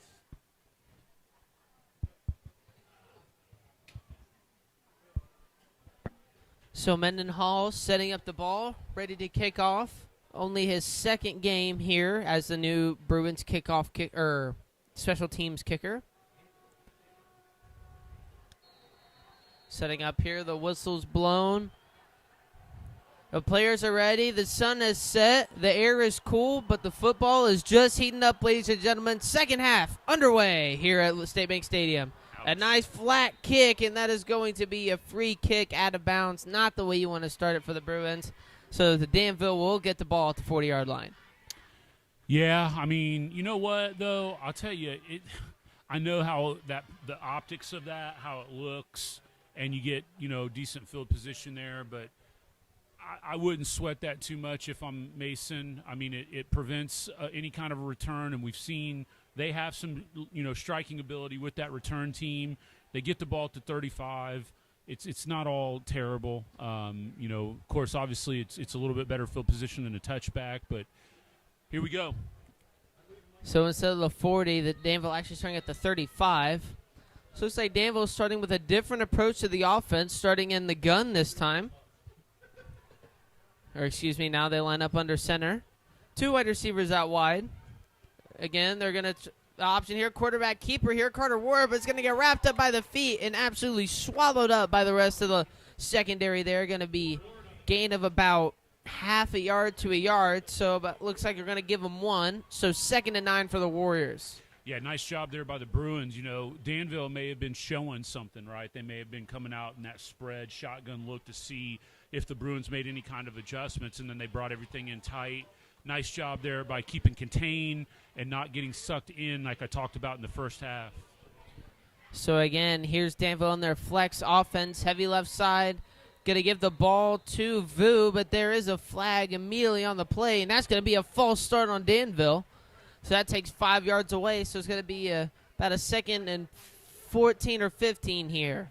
Yeah, that definitely helps. Again, if you're Tri-West, you're looking to try to get anything you can to slow this offense down, and you put them behind the sticks, 2nd and long.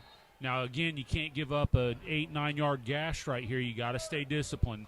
Put these guys in 3rd and long. Again, we saw in the first half, these are a lot of the situations where Danville will run the screen pass or a little short pop pass.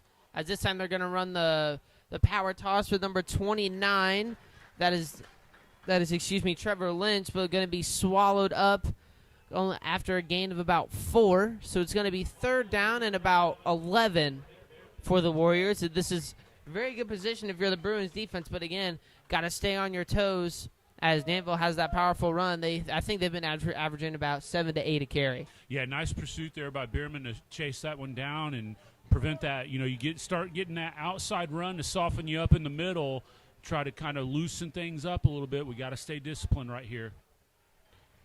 This time, Carter Ward going to drop back to pass. He's looking over the middle, steps up in the pocket, rolling out to his right. Chased down by Jet Lawson. He's going to throw it. Oh, tries to get Shipley, but going to be throwaway outside. No penalty on the play, and that's going to be a 4th down and 11. A great stop there by the Bruins covering up the deep ball. Yeah, that was a great job there by Daniel Thomas. You know, he's new to the game this year, playing corner. He was locked up man-to-man. I was kind of watching him on the scramble there because he was his back turned toward the quarterback, and I didn't want him to pick up a penalty right there, but he turned his head at the last minute to deflect that one away. Good job of not picking up the PI right there. So Danville setting up the punt here. Looks like they're going to try and run out the play clock. As there it is, the punt is up. This one going to be a deeper punt. Fleece has to drop back and run for it as this thing's going to roll to about the 18-yard line and stop dead. So the Bruins going to recover it at the 18. So this is a chance again, like the first half. Bruins spark up something here quick, and let's go ahead and get a nice start here to this offense.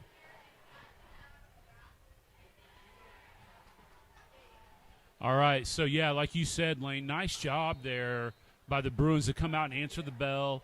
Defense does its job, gets the ball back over to the Bruin offense now. So hopefully we can move the ball down the field here and try to put some points up. You'd love to build a little bit of a cushion here, right, in the third quarter. See if you can get a 2-score lead in a game like this. That might be enough. So Sorgi under center, tried to hand it off to Braxton Fleece, but is going to get absolutely swallowed up. A loss of 4. Actually, no, 5 on the play. So already starting off in a bit of a hole. 2nd and 15 here for the Bruins. Yeah, you know, you just kind of wonder a little bit, too, here with, you know, the way we came out on defense and now what Danville's shown here on this first down play. Is this going to really tighten up into a defensive struggle here in the second half? And maybe just one score's enough, you know, to get through with this one. So still early, right? But that's kind of how this is shaping up so far. So the Bruins set up. Sorgi again under center. Gives it to Fleece again. Fleece tries to cut inside, lowers the shoulder, going to get a gain of about 2, so 3rd and 13. And, again, not the situation you want here for the Bruin offense, as only gain of 2 on a run play isn't the greatest thing ever.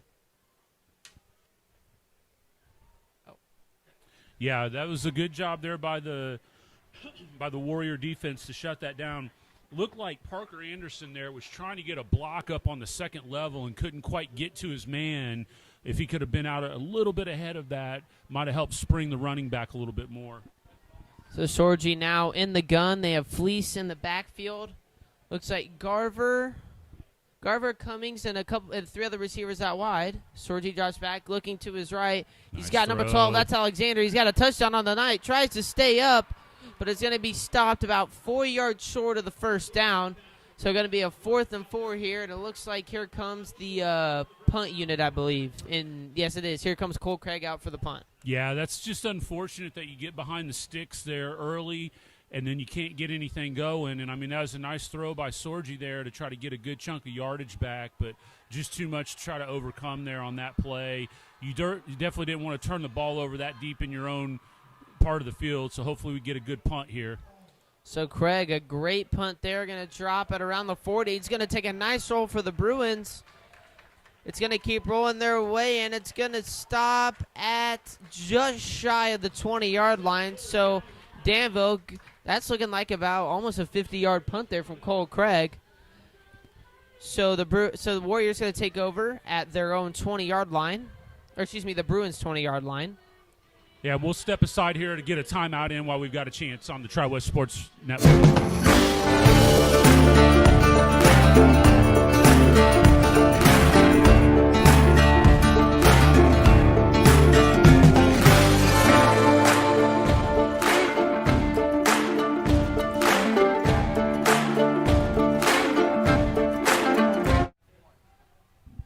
We're back here on the Tri-West Sports Network. Danville hands it off to Vu. Vu trying to churn the legs out of the backfield, but only a gain of about 1 yard, and that's another great start for the Bruins defense. It is going to be 2nd and 9 here. Yeah, nice job there. Nick gets through, able to wrap up the big man to keep him from getting any more yardage. You know, that yardage after contact that we saw there in the first half was really big for the Warriors. So the more that the Bruin defense can make that initial contact and shut them down, the better chances they're going to have of getting off the field quickly. So Danville lining up here again in their flex offense. This time they're going to have 2 receivers out wide left. Carter Ward snaps it, turns around, gives it to Vu again, but again swallowed up at the line of scrimmage. Another about half-yard gain. Going to be 3rd and 9 again here for the Warriors as Bruin defense has come alive here in the second half. Yeah, I think that was Hood there they announced as the ball carrier. I think they're mixing it up a little bit here in their run package. I don't know if maybe they're trying to save the big man. You know, we talk about the toll that takes on the defense, but we got to remember, you know, he's human as well. And if you're toting the rock 20 times and a half, you know, plus, that's going to wear on you. So maybe they're trying to get him a blow to get him safe for the fourth quarter. Here we go in the back, Carter Ward under center again. This time he's looking for the pop pass. Shipley drops the pass. Incomplete. Great stop there by the Bruin defense. And here comes the punt unit for the Warriors. Again, another great stop here by the Bruin defense. Hopefully the Tri-West can capitalize this time. Yeah, Bruins catch a break right there. That was just a clear drop by the Warriors, but you take it when you can get it.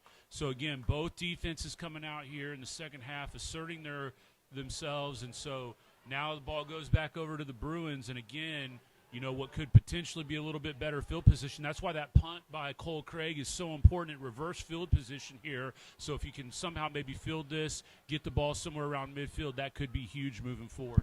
No, definitely. And like we said in the pregame show, as a bad punt there by the Warriors, it's going to take a short little hop, and it is actually going to roll back a little bit, and it is going to drop dead at the 43-yard line for the Bruins. So great field position there. But yeah, it's kind of like we said in the pregame show.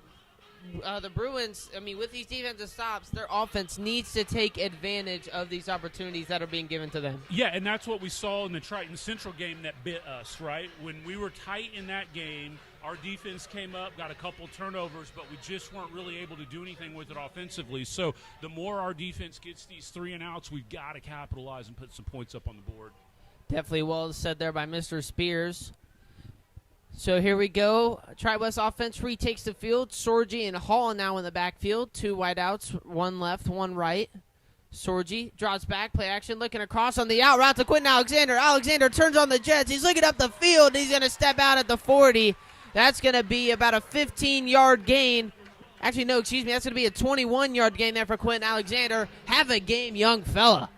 Yeah, nice little concept route right there. You slip him out after you send everybody going, and there was a lot of green when he caught that ball, so good job by Alexander to turn and get upfield and get a lot of positive yards right there.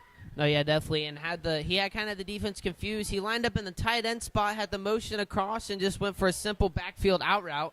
Wide open, beat the coverage, turned it upfield for another 20-yard gain. So, again, here's Sorgi. Call now looks like an audible in the gun. Number 10, that is Gage Bundy with the motion to the right. Sorgi gets the snap. Across, Carter Cummins going to come back for it, and he's going to be able to make the catch.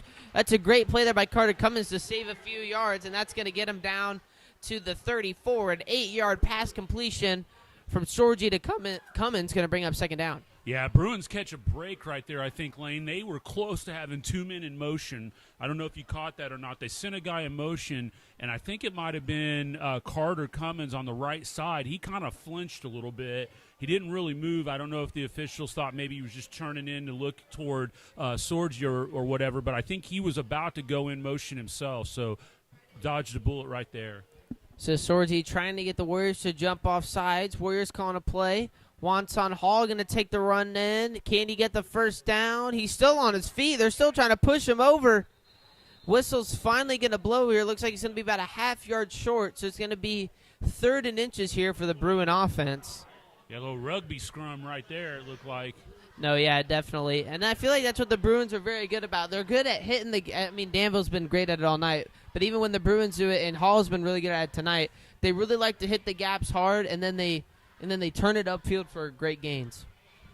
Yeah, this is going to be an interesting play call right here to see, They're going to have to hurry to get this in. They're going to get up to the line with about 10 seconds left on the play clock. So Sorgi here steps up to the plate. 5 seconds left on the play clock.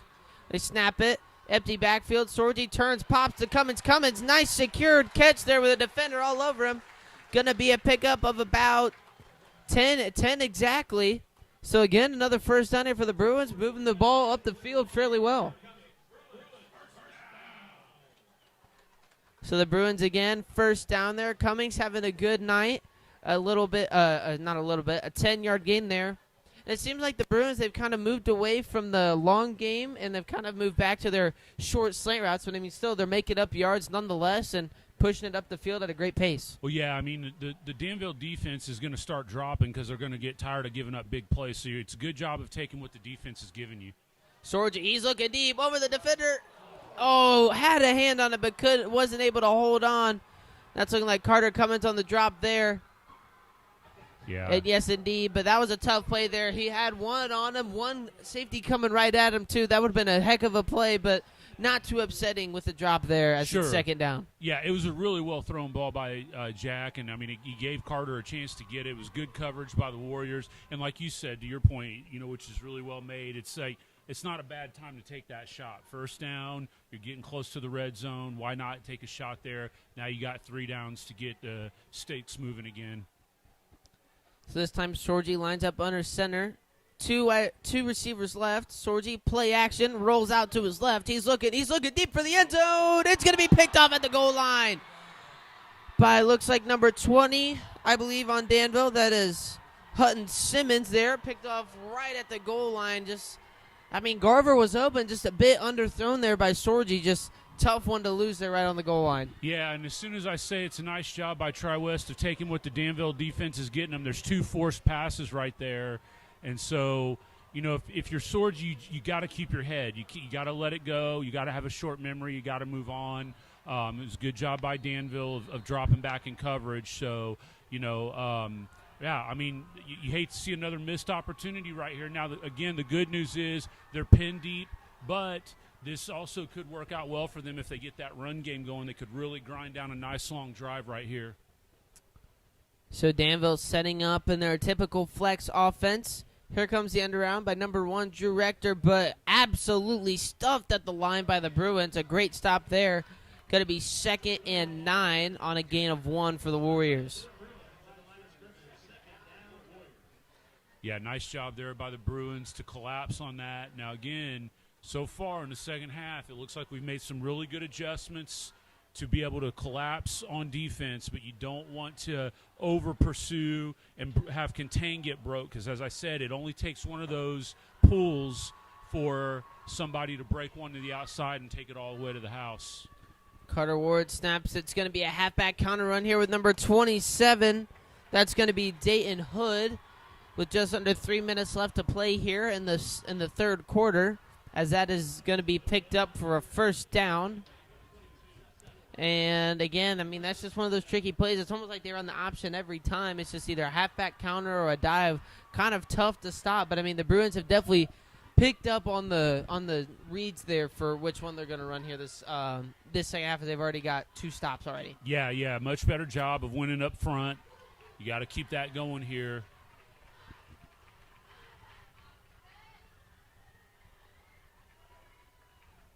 So here comes the play by Danville again. They give it to Hutton.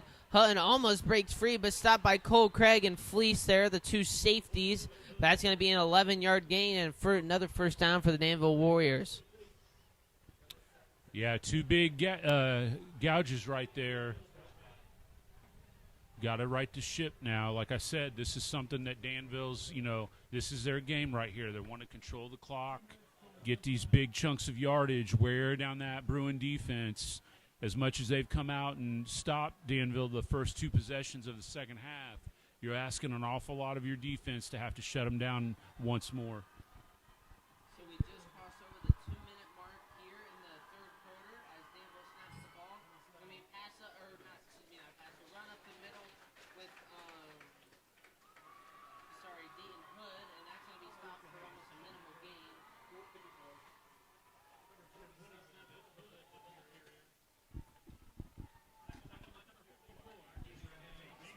Good job there by Abe Haste. Again, he's been an animal tonight. He's been all over the place making big plays for the Bruins, as it will be 2nd and 9.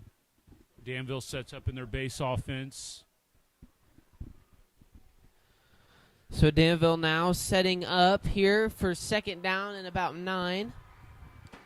Carter Ward under center. Going to take the snap. This time going to be the halfback toss. And right there on the end, who is that? That looks like it's going to be Daniel Thomas, the basketball star, making his presence known on the football field. A nice read there, stopping him for a loss of 1. It's going to be 3rd and 10. Yeah, and actually that was Aiden Skank. He's been playing a lot of JV ball this year, but he stepped up tonight. I think they like the way that he plays the run. I heard Daniel talking a little bit this week about the way that they were going to try to attack this offense, and that was a nice stick there by the freshman. I've seen a lot of him on the JV squad. He's a great wide receiver talent, but he's playing out for the Bruins tonight on the corner, so nice tackle there. No, yeah, definitely, as we do have an injured Danville Warrior down the field, so we'll take this time to give a bit of a shout-out to our sponsor, Fleece Performance.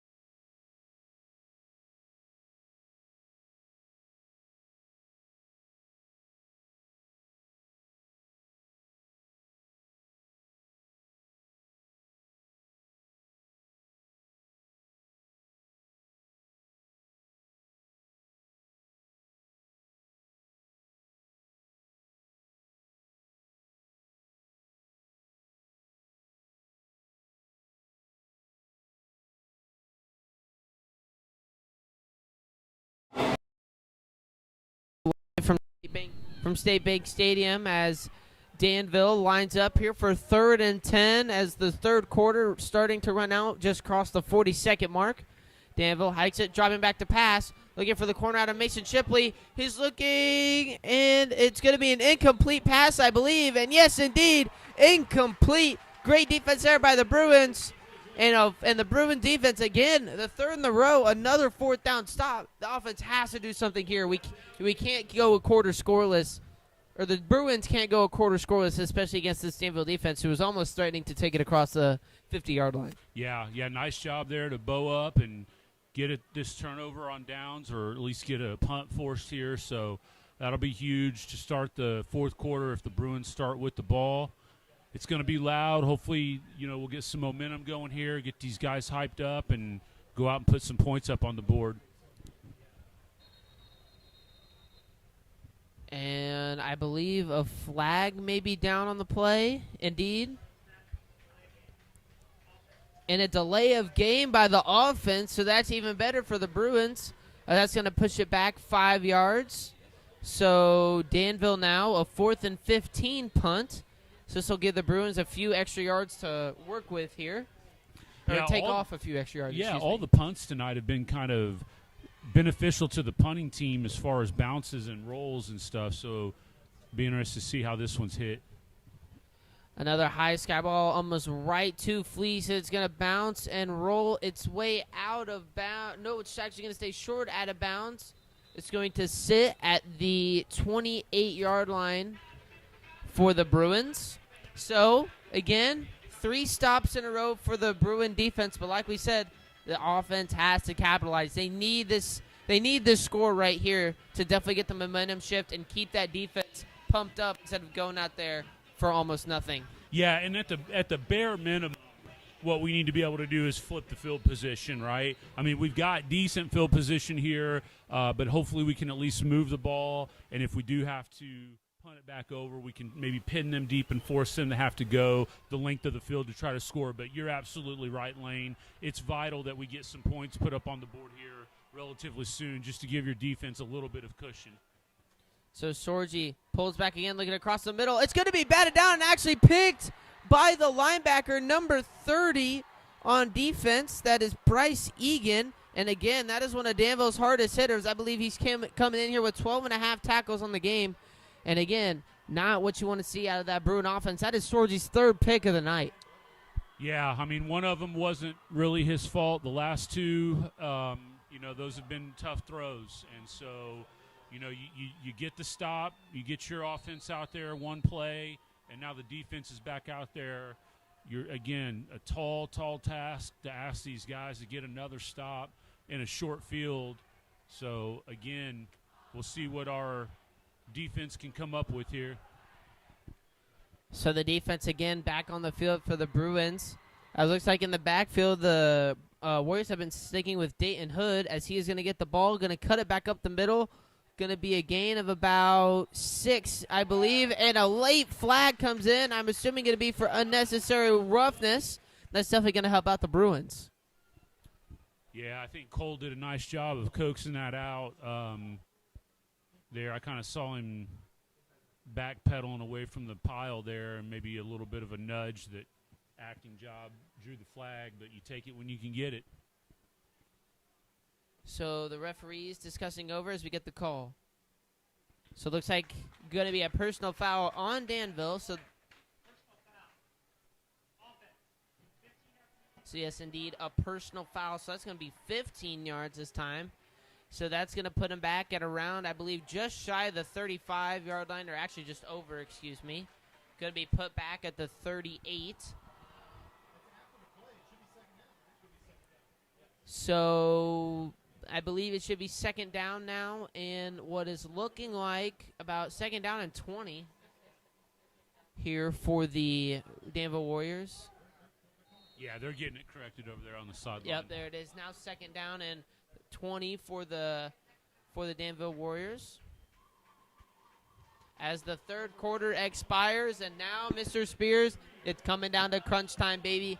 I mean, we saw three straight stops for the defense with no points in return. That's 21 unanswered points. That's really bad for that Bruin offense, and just keeps giving. It's almost like they're throwing Danville softballs or swinging and missing, but you never know. They might crush one out of the park, and then you're almost down on time at that point. Yeah, absolutely. We're going to take a break, step away here for just a minute, get reset for the fourth quarter. We'll be right back here on the Tri-West Sports Network.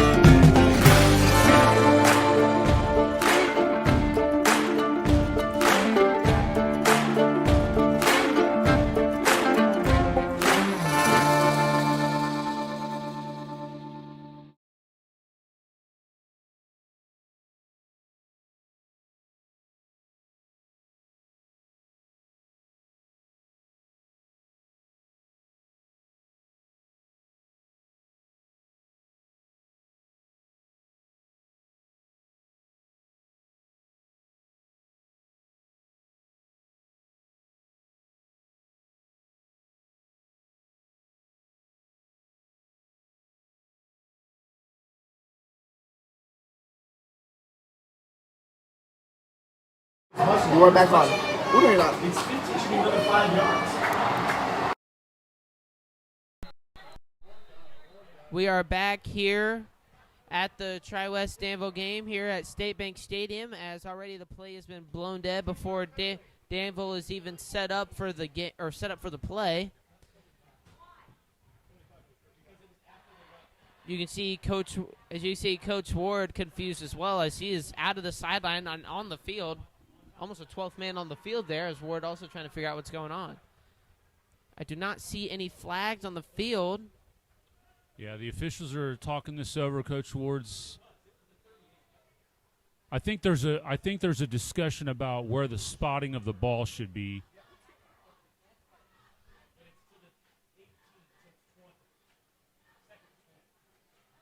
So it looks like maybe the ball was in the wrong position, so the official's trying to straighten that out. So it is still 2nd and 20 after their unnecessary roughness penalty, personal foul penalty on Danville after the previous play to end the third quarter.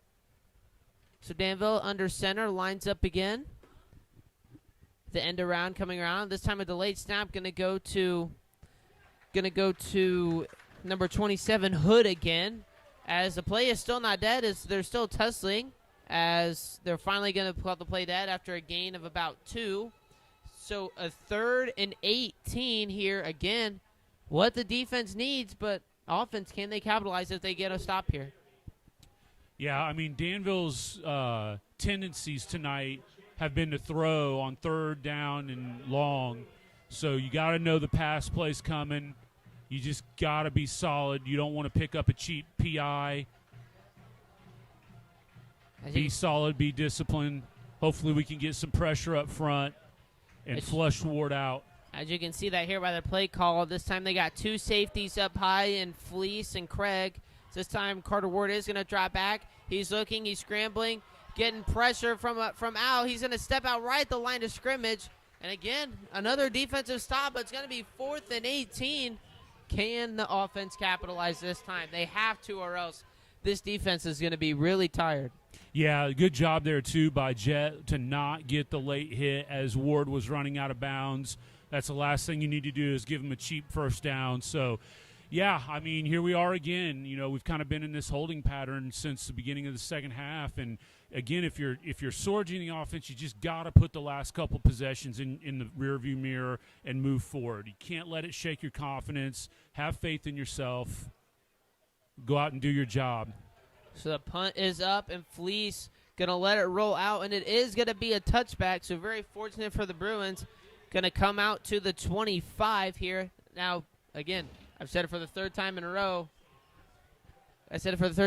Offense needs to capitalize this time to get some momentum flowing for these Bruins. That'll definitely put some pressure on these Warriors, and we might see a chink in their armor. Yeah, absolutely. And, you know, it wouldn't be an awful thing if we ate up some of the clock here ourselves. I know we've had the quick strikes a lot tonight, but, boy, it'd be kind of nice to give that defense a little bit of a break, right? Maybe mix in a little bit of run, get a couple of different first downs, move that ball down the field, take some time off the clock, let that defensive line rest up a little bit. Yeah, definitely well said here. So Sorgi lining up in the gun, looking to redeem himself after those past couple of drives. He pulls back, play action, looking to his right, going to be motioned to Gage Bundy, but Bundy drops the ball after putting it right in the breadbasket. So it's going to be 2nd and 10 at their own 20, not 25. Yeah, I mean, Gage is filling in for Eli, and it's just a kid who hasn't had a lot of varsity playing time, so I'm sure the nerves are there. It's a big game. We just have to stay consistent, trust ourselves, and execute. Sorgi again lines up in the gun here for 2nd and 10. 2 receivers left, 1 right. Fleece in the backfield. He's going to get the ball. He's got a wide open hole up the field. He's pushing it more. He's going to get a gain of about 13, and Fleece with another first big run of the second half. He's going to get a first down. Yeah, that's a huge run right there. We'd like to see a little bit more of that here to, again, kind of maybe soften up that Danville defense a little bit, keep the clock running, give that defense some time to rest, because I'm telling you, I think this thing is going to come down to who has the ball last. So the Bruins line up here on a new first down at the 33. Again, still in the gun double set.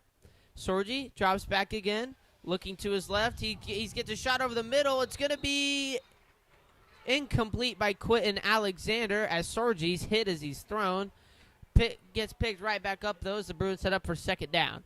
Yeah, he took a pretty big shot there as he released the ball, and I don't know if that affected the pass or not, but just not able to quite connect with Alexander there, who was open. Bruins getting the play call here, now lining up here for 2nd down. Sorgi again in the gun. Get motion from Bundy. Sorgi snaps it. Fakes out to Fleece. Pumps right, looks left. A great bobble there, a catch by Fleece. Fleece is open on the outside. He's looking, lowers his shoulder, thrown out of bounds, but that is a 30-yard catch after a great bobble. Great composure there to grab control of the ball by Fleece. Slow down, get it picked up, ball before run, and then takes it up the field for 30 yards. That's a great mental play there by Fleece to make sure he doesn't run without the ball. Yeah, 100%. Good concentration and focus there by Braxton to first pull that in, then good ball security on the backside pursuit. He didn't get it punched out. Finished the run strong. Sorgi goes under center this time, gives it to Fleece. Fleece tried to go inside, bounces back outside, sheds a tackle. Looks like it's going to be a gain of about 3. Indeed, it's going to be a 3, so 2nd and 7 now coming up for the Bruins. Oh, and I tell you what, the Bruins are lucky there. Quentin Alexander got away with a hold on that stretch play. He kind of let go. I think the good part was his back was to the official who couldn't really see it very well as the side judge was watching the run. He immediately looked over to the bench, and you could just kind of tell it was like, hey, don't do that again. So Sorgi now lines up in the gun. He's looking left, quick turn right, quick throw, just over Cummins' head as he had oh my goodness, I can't speak. Had his defensive back beat, but just over his head. So now it is going to be 3rd down and 7. Your offense, they cannot falter now. You need this end zone. You need this touchdown. You had the momentum. Need to go. Don't even focus on the end zone. Just focus on the first down and the 7 yards in front of you. Well, that's right. I mean, you got to think it might be 4-down territory right here, especially if you can get anything positive on this 3rd down play. So the play calling will probably be determined about whether or not they've decided if they're going to go for it on 4th. You know, if you can pick up 3 or 4 yards here, you know you're probably going to go for it. Sorgi, they give it to Hall. Hall is still on his feet, spins out of the tackle. They're going to give him the chunk of his yardage, though, but he is not able to cross the first down plane. So it is going to be a 4th and about 2, I believe. And I'm not seeing a field goal unit enter. The field. Yeah, and that play call tells me that they were prepared to go for it on 4th down. I don't think you'd run the ball on 3rd and 7 or 3rd and 8 if you weren't planning to go for it here on 4th down. So be an interesting play call to see here. They've had a little bit of success running the ball, but of course when you have Sorgi back there, do you trust his arm to be able to pick it up? This is going to be a really important play right here. So unique personnel change here. Split backfield. Wants on Hall. Cuts it back inside. He's got a hole. He's through the middle. Breaks one tackle. He's still up on his feet. And he's down at the 11-yard line. What a play there by Watson Hall. Keep the legs turning, young fella. That's a first down. Nice run there. Good concept. Quick hitter. Nice job there by the Bruins to pick up that first down. And the Bruins lining back up in the split backfield set. They have Wanson, Behrman. They give it to Wanson again. Wanson cuts through. He almost broke through again, but just wrapped up by the legs. Going to be a gain of about 6. So he's going to be down to the 6-yard line. And Bruins now looking very powerful. And Danville with a short field to cover here. Yeah, the Bruins may have found something here with this heavy backfield. They're running a split back, as you said, and Bierman can really lay the wood on some blocks, and he's doing a nice job of springing Wanson. So this time they line up again in the split backfield. Sorgi, this time fake handoff to Behrman. He's looking. He had Gage Bundy, but was blanketed by the defender, so it's batted away. He had Wanson Hall on the flat, but who didn't see the coverage in time. I think he thought there was a defender though there, so I was kind of hesitant to see if Sorgi would have seen that and maybe thought he was going to jump the route. So a bit of a safer throw there, but I mean also not very great when you have a incomplete pass in the end zone like that.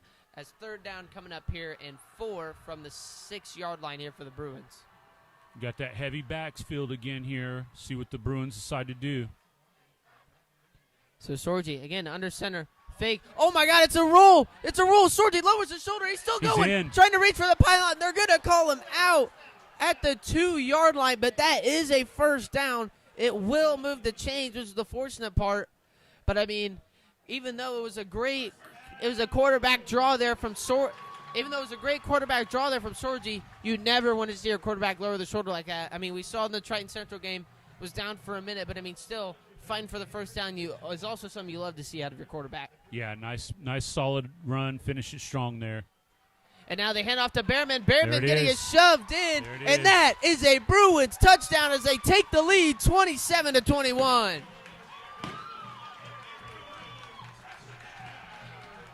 There it is. They finally were able to break through. after 3 or 4 offensive possessions in the second half here, they were finally able to break through. So that's huge on a number of different fronts. It gets you a little bit of a lead, gets your defense a little bit of cushion here. But we don't know what's going on here. So Cole Craig confused on the formation there, running on the field, back off, back on. But that doesn't matter. The extra point is up and good from Jax Clinton, and that is what the Bruins need to shift that momentum. Now they check up the ball to Danville, say, "What you got here? Try and get past us." Yeah, I mean, it's going to be a big one here coming down the stretch. It would be massive if we could come out and get a stop here. We're going to find out what happens, but before that, we're going to step away for another timeout here on the Tri-West Sports Network.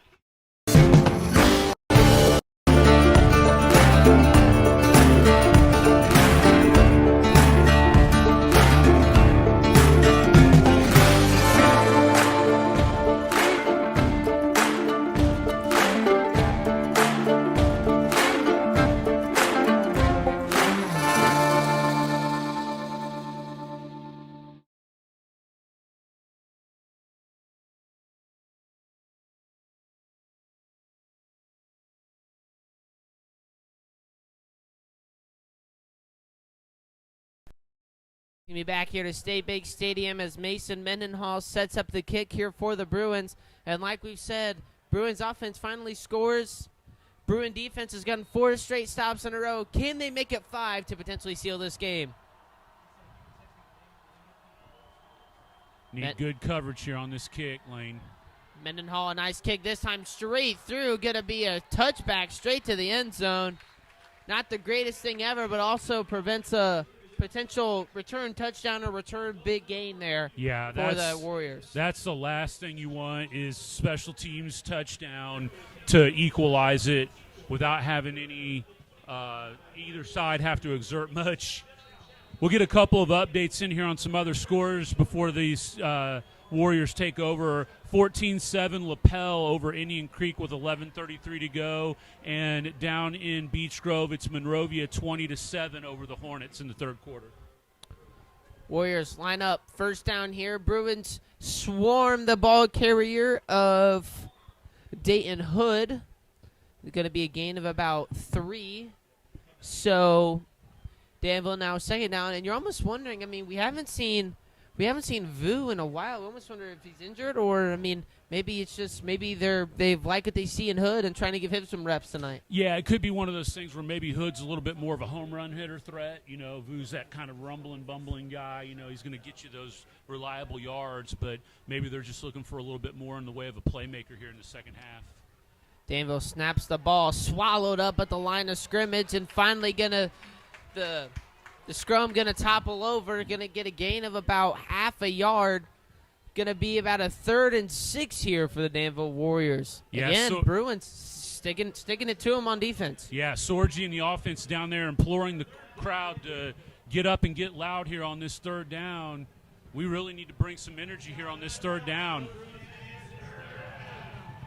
Another score update from Hoosier Legends Conference play. It's Triton Central now up on Speedway 14-10 going into the fourth quarter. Bruins defense looking for a great stop here. Danville snaps the ball, drops back. Jet Lawson breaks it through. It's a deep ball down the field. Incomplete. Just short of it, but Jet Lawson absolutely all over him. As we did here, it looked like a lot of holding on that play. Still, doesn't matter. Incomplete pass. Again, Bruins, another great stop. But, you got to think Danville here. Someone tripped to fall at midfield. A bit of a injury scare there. Don't want to have a Dre Greenlaw in the 49ers Super Bowl again. Yeah. Boy, it looks like Danville's at least going to line up to go for this. It's a reasonable situation. You have 6:30. Could potentially be your last drive of the game. Might as well go for it now while you have the chance. Yeah, this could be the ball game right here. Danville looking. Drops back.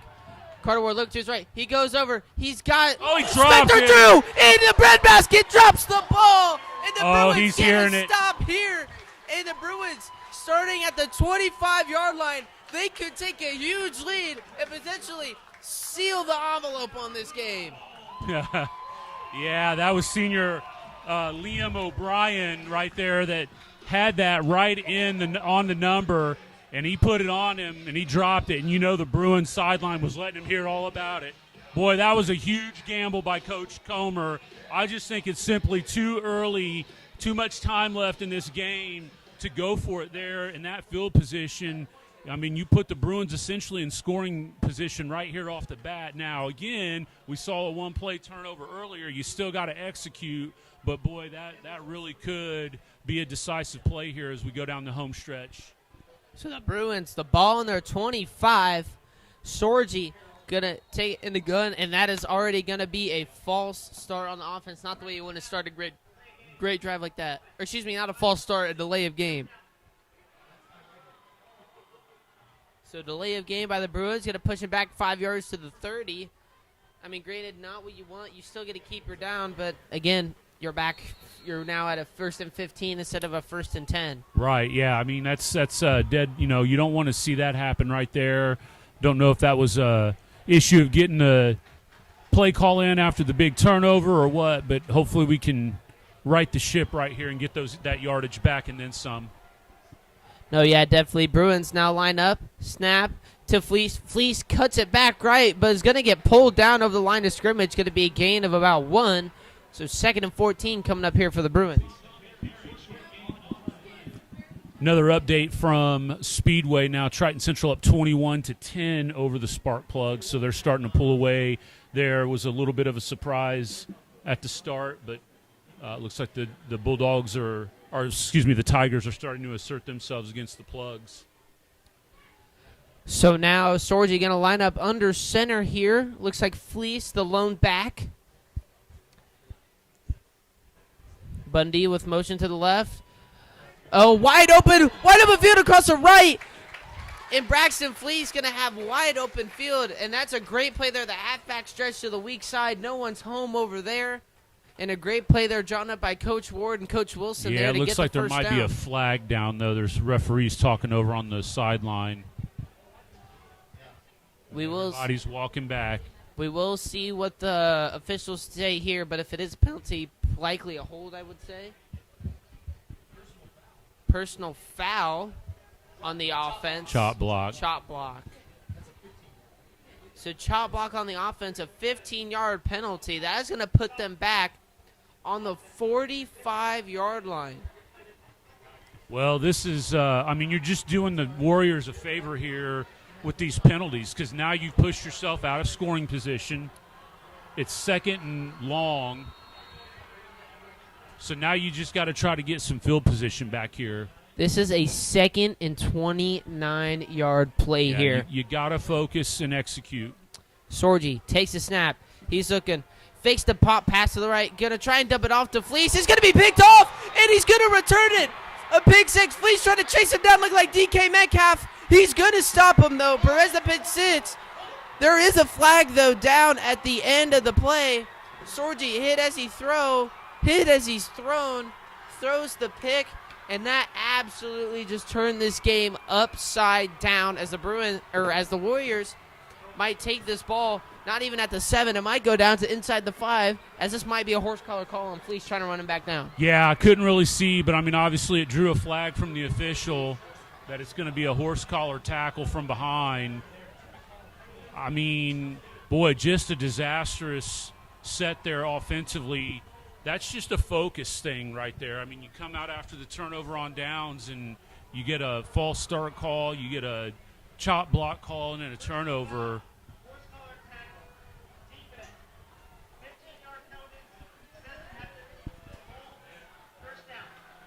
So assess half the distance to the goal. That will put the ball right inside the 5 at the 4-yard line. Can the Bruins get a stop here? But, this just turned this game totally upside down. Warriors hand it off. That's number 54. That's Abe Pace. A great tackle in the backfield, but still going to pick up about a gain of 3. Going to be down at the 2 for 2nd and goal. So this is still, a dire situation here for the Bruins. Yeah, you've leaned on the defense pretty heavy this second half, so it's a tall task. You asked them to keep the Warriors out of the end zone inside the 5-yard line, but a good start there and a nice tackle for a short gain. Danville lines up. It's going to be a QB sneak with Carter Ward. They're going to call him short. Third and about a blade of grass here. Yeah, Short I would of the expect goal to see line. the same play call right here. They've had pretty good push on that front line with Ward running the QB sneak. No, yeah, literally third down and a blade of grass to the goal line here for the Warriors. Wouldn't be too surprised here to see another QB sneak. But I mean, also you never know with this Danville offense, as that is I don't what think it's he gonna got be, it. Oh, and they wow. are going to give it to him. Boy, that was a quick pull. So on that. Warriors are going to get in the end zone here, 27-28 now. And the field goal unit is going to come out. No 2-point conversion here. Big extra point. I mean, there's a lot on the line here with 4 minutes. It's a lot of pressure to make sure you push this one through the uprights. So number 89, Evan Beck, lines up for the kick. The kick is up. There's going to be a flag. And this might be a false start. False start on the offense. So this pushes that back a little bit.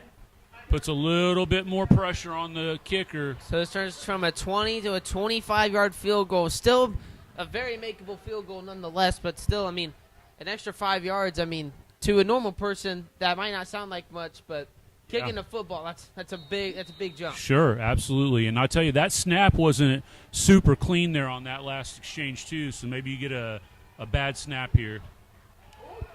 Another bad snap. It's going to be high. It's no not good. good. It's wide There left. it is. The Bruins make a stop. It's a wide left field goal.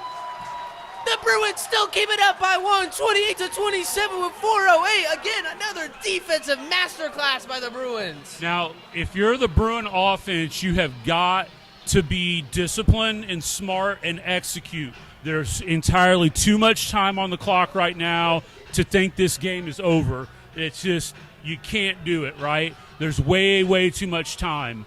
You know, if we come out here and go 3 and out and give Danville the ball back with 2 minutes to go, that's enough time for them. They've proven they can move the ball to get in scoring range in that time. They've got 3 timeouts left. So we've got to come out and put together a good drive. Obviously, points would be huge, but at least eat up some of this clock and not give Danville enough time to be able to move the ball down the field and score. You have to focus and concentrate. You've got to show that you've learned something from that Triton Central game.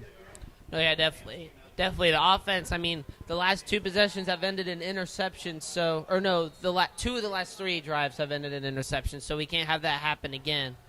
Danville lining up for the kick. Only one receiver this time. That's going to be Wonson Hall, lined up at about the 20.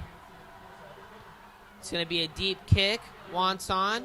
He's going to let it bounce. It's going to bounce at about the 4. He picks it up. Trying to spin out of it. He's still going to gain about a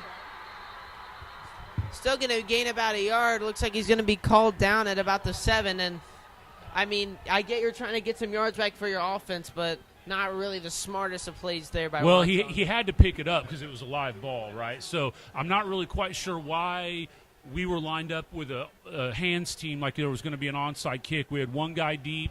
I'm not really quite sure what that was all about. But it really, Wonson didn't have much of a choice there. That was a live ball. If he didn't pick it up, they could have picked it up and run it in for a touchdown. We saw that in the NFL in the Steelers-Seahawks game where a Steelers player either didn't know the rules or what, but a ball goes in the end zone and he thinks it's an automatic touchback, but it wasn't because it landed in the field of play, and Seahawks dive on it for a touchdown. So Tri-West going to take the ball here from the 7-yard line. Going to be a gain of about 3 for Wonson Hall. So this is going to be 2nd and 7 here, just under the 4-minute mark. So timeout going to be called here as we'll step away and give a shout out to our sponsor, Fleece Performance.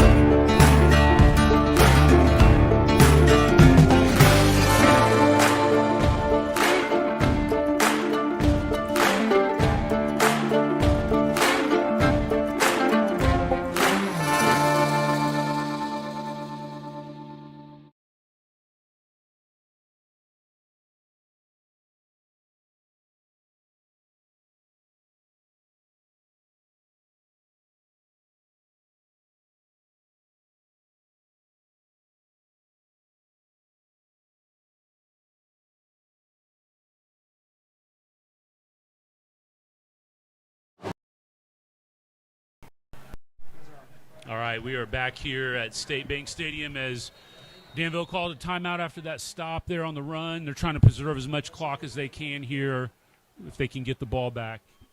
Tri-West hands the ball off again.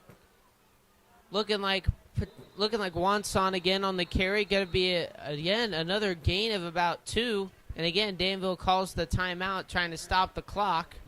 So this is just mind games at this point. Ward trying to make them use their timeouts, in which he has successfully done. But, I mean, also you can't keep taking these little runs here. I mean, you're still at a 3rd and 3, and that's still a bit to go here for a 3rd down, especially in a game like this right now. Yeah, and I tell you, it's definitely starting to shape up and look like it's going to be Danville getting the ball back here unless we can convert on this. Now, obviously, the good thing is that they'll probably only get they'll probably take a timeout if they get the stop here. They'll get the ball back with no timeouts. But again, in the high school game, the clock stops obviously on first downs. And, with where we're at field position-wise, it's going to take a really good kick from Cole Craig to get the field position flipped. Now, he's been able to do that a couple of times tonight, but you're asking a lot for that to happen. So really would be huge. It looks like we're at about 3rd and 3 here to be able to pick up this first down and essentially force Danville to call their last time out with a little under 4 minutes left in the fourth quarter. So Tri-West actually drops back to pass. He's looking deep. He's got Carter Cummings on the top. Oh, dropped the ball. Had it in his hands, but came up with the drop. As tried to catch him off guard with a deep ball, but couldn't come up with it. So now the punt unit going to come onto the field here. And Cole Craig hoping to flip the field here. Boy, that's a gutsy call because you just used 6 seconds off the clock. You stopped the clock. You preserved a timeout for Danville.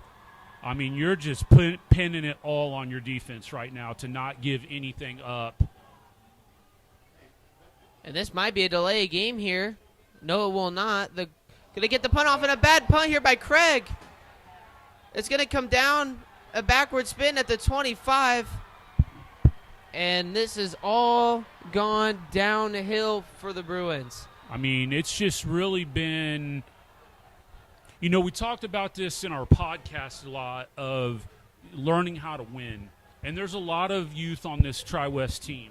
And these guys are getting an experience on the job training of learning what it takes to win, the execution and the focus that it takes to win a football game. There's been a lot of miscues here down the stretch.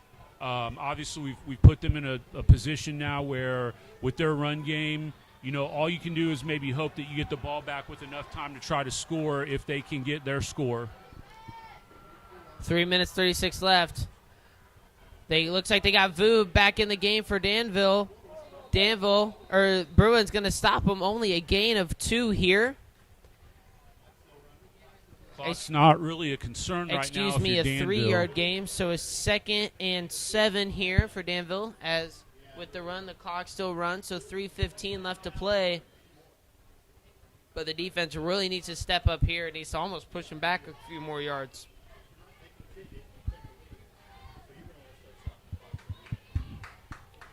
Danville lining up under center. It's a fumble snap. The ball's out. Bruins ball on top of it. The Bruins have the ball. It's a recovered fumble. An absolute Bruin miracle here in Liston, Indiana. It is Bruin ball. What a turn of events here for the Bruins. Again, absolutely bailed out by another miracle. Yeah. I mean, really. Fumble recovery there by Braxton. Fleet's going to go up there, ring the gong. Man, what a turn of events. This is a roller coaster. What a game. I mean, it really is. And, again, we talk about not getting too high and not getting too low. I get being pumped up, but you've really got to lock in right now. You've got to focus and execute.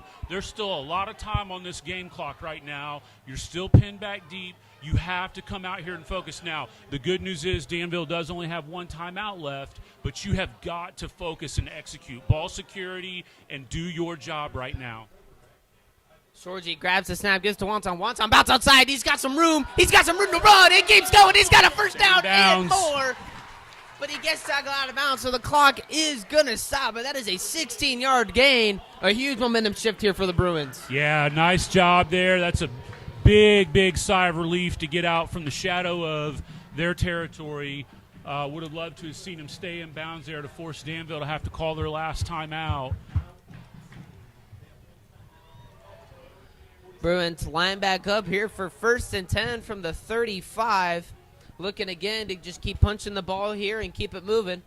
Sorgi hands the ball off to Wanson. Wanson trying to follow his blocks. He's got some room. Cuts it back inside of the field. He's going to take it to the house. There's no one home. He's going to house this. One guy to beat. House. Cuts it back. He's still on his feet. Going to come down at the 3.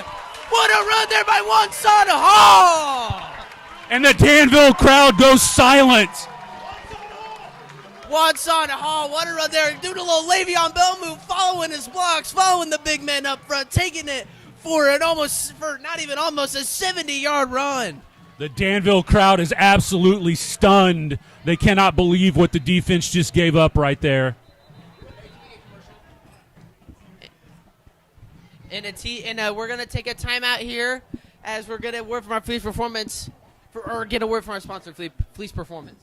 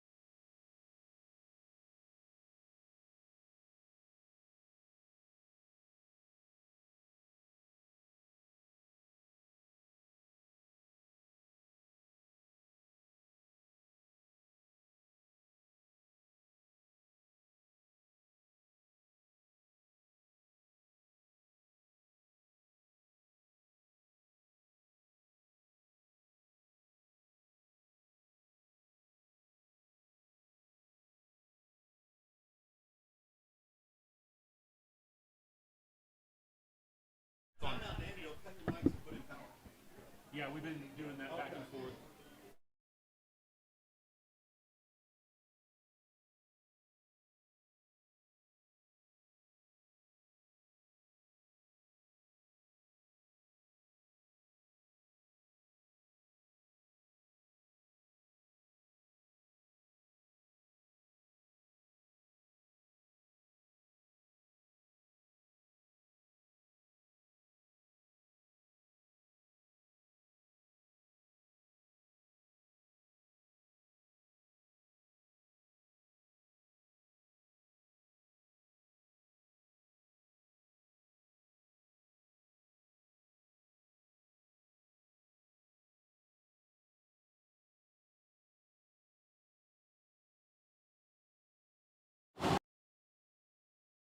Back here to State Bank Stadium here in Liston, Indiana, as the Bruins now take over at the 3 after the monster run there by Wanson Hall, as they have absolutely flipped this game upside down, and they're back in their split back offense we saw in the third quarter. And the Bruins are actually going to knee this one out. Let the clock run. Danville's used their last time out. And ladies and gentlemen, your Bruins come out of here by the skin of their teeth. Yeah, like, I mean, that was a roller coaster of emotions, of events. There was I think there might have been a little hope in the air for that one, Mr. Spears. Yeah. I mean, both teams, whether it was nerves or just, competition, stuck with it, didn't get too high, didn't get too low. Good job by the Bruins of fighting till the end.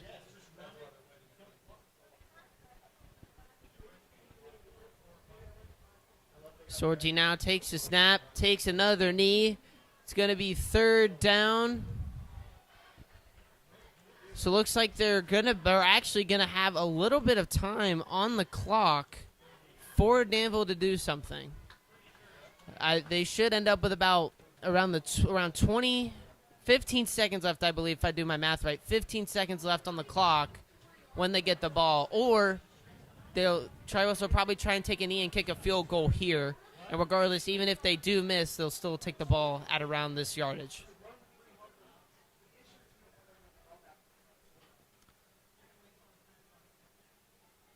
So Sorgi takes the final knee.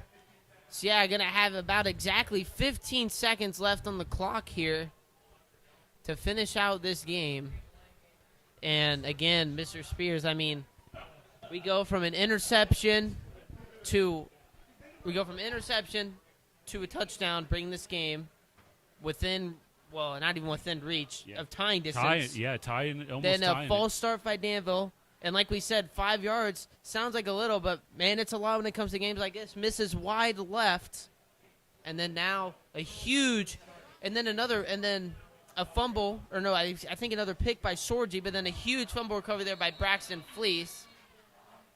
Tri-West going to take a timeout, stops the clock at 15 seconds left. Yeah, so this is interesting strategy right here. There's a couple of different options, I think, when you're managing this. You try to kick the field goal, but you run the risk of it getting blocked, right? You can snap the ball and essentially run around for about as long as you can. Maybe you kill 5, 6, 7 seconds, and then give Danville the ball with, maybe 10 seconds left on the clock. Or you just try to run a play and pin them back as far as you can. Maybe you run it straight up the gut, get 3 or 4 yards. A lot of different strategies here. It'll be interesting to see what Coach Ward does. As we see now, you see the Danville section start filing out, taking the walk of shame, left, right, back to the car. Yeah. I mean, kudos to them for bringing a big crowd. It was a fun, competitive night.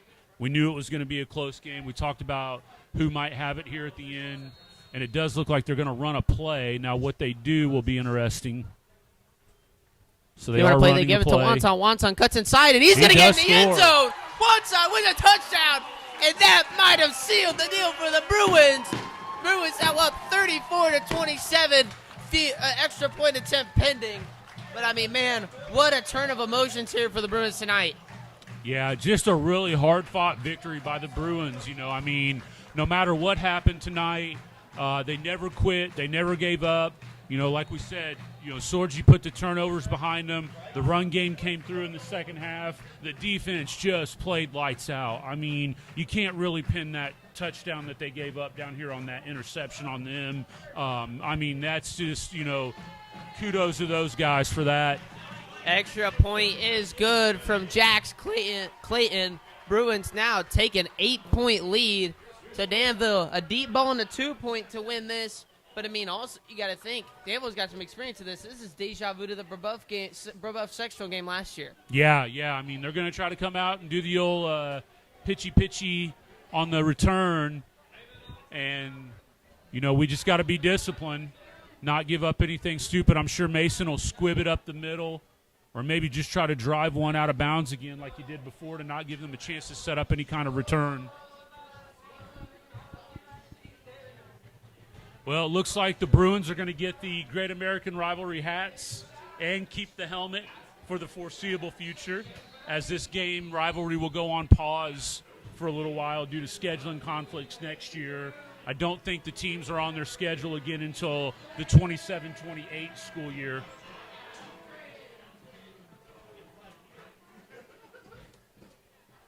So the Bruins set up here for kickoff. Mason Mendenhall about to place the ball on the tee.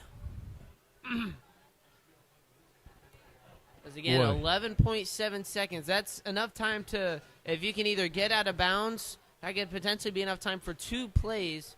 But, I mean, I would assume Mendenhall would hit a little squib here to keep him within the 10 to 20-yard range. Yeah, I mean, the big thing is you want to keep it in bounds, right? You definitely don't want to kick it out. So Mendenhall, nice kick there, going to keep it short at the 3.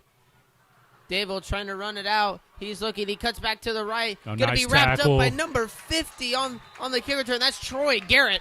A great solo tackle there. That's going to run 7 seconds off the clock, as now Danville only 4.5 seconds to figure this out. Yeah, just a wild roller coaster of emotions. As I look down on the sideline, I see Coach Wilson, our offensive coordinator, just gassed. You can tell the weight of this game emotionally, just wore him down. And it's kudos to these guys for sticking with it. And, again, just can't emphasize enough the tenacity and grit of this Tri-West team growing up in front of our eyes, learning how to win. It's pretty special. So you see the Danville team turn into a shotgun. You have two safeties back. They're looking deep. He's got the ball. Actually, to drop, it's a fumble, still live ball. But the Bruins rush the field. The Bruins win against the Danville Warriors, and they keep the helmet in the trophy case back home. Team rushes out to midfield to get ready to set up the handshake line. We are going to, unfortunately, sign off here pretty quickly tonight as we're up against some technology issues, but we'll definitely get a recap up on our Twitter feed, so you can check us out over there for that. No, yeah, thank you guys for sticking along with us. This is Lane Gibbs, Mr. Spears, Landon up top on top of the press booth here with